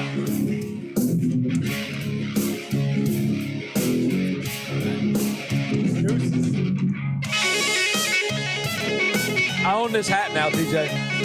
Because whoever looks better in it owns it. Shit, you look better in it. Look at me. Look how good I look. You look good. Damn good. Oh, listen to Chris play that motherfucker. Yeah. He was wearing his Whiskey Bro shirt on an airplane today. He posted on social media. Oh, shit, dude. Yeah. Nice. Peace out.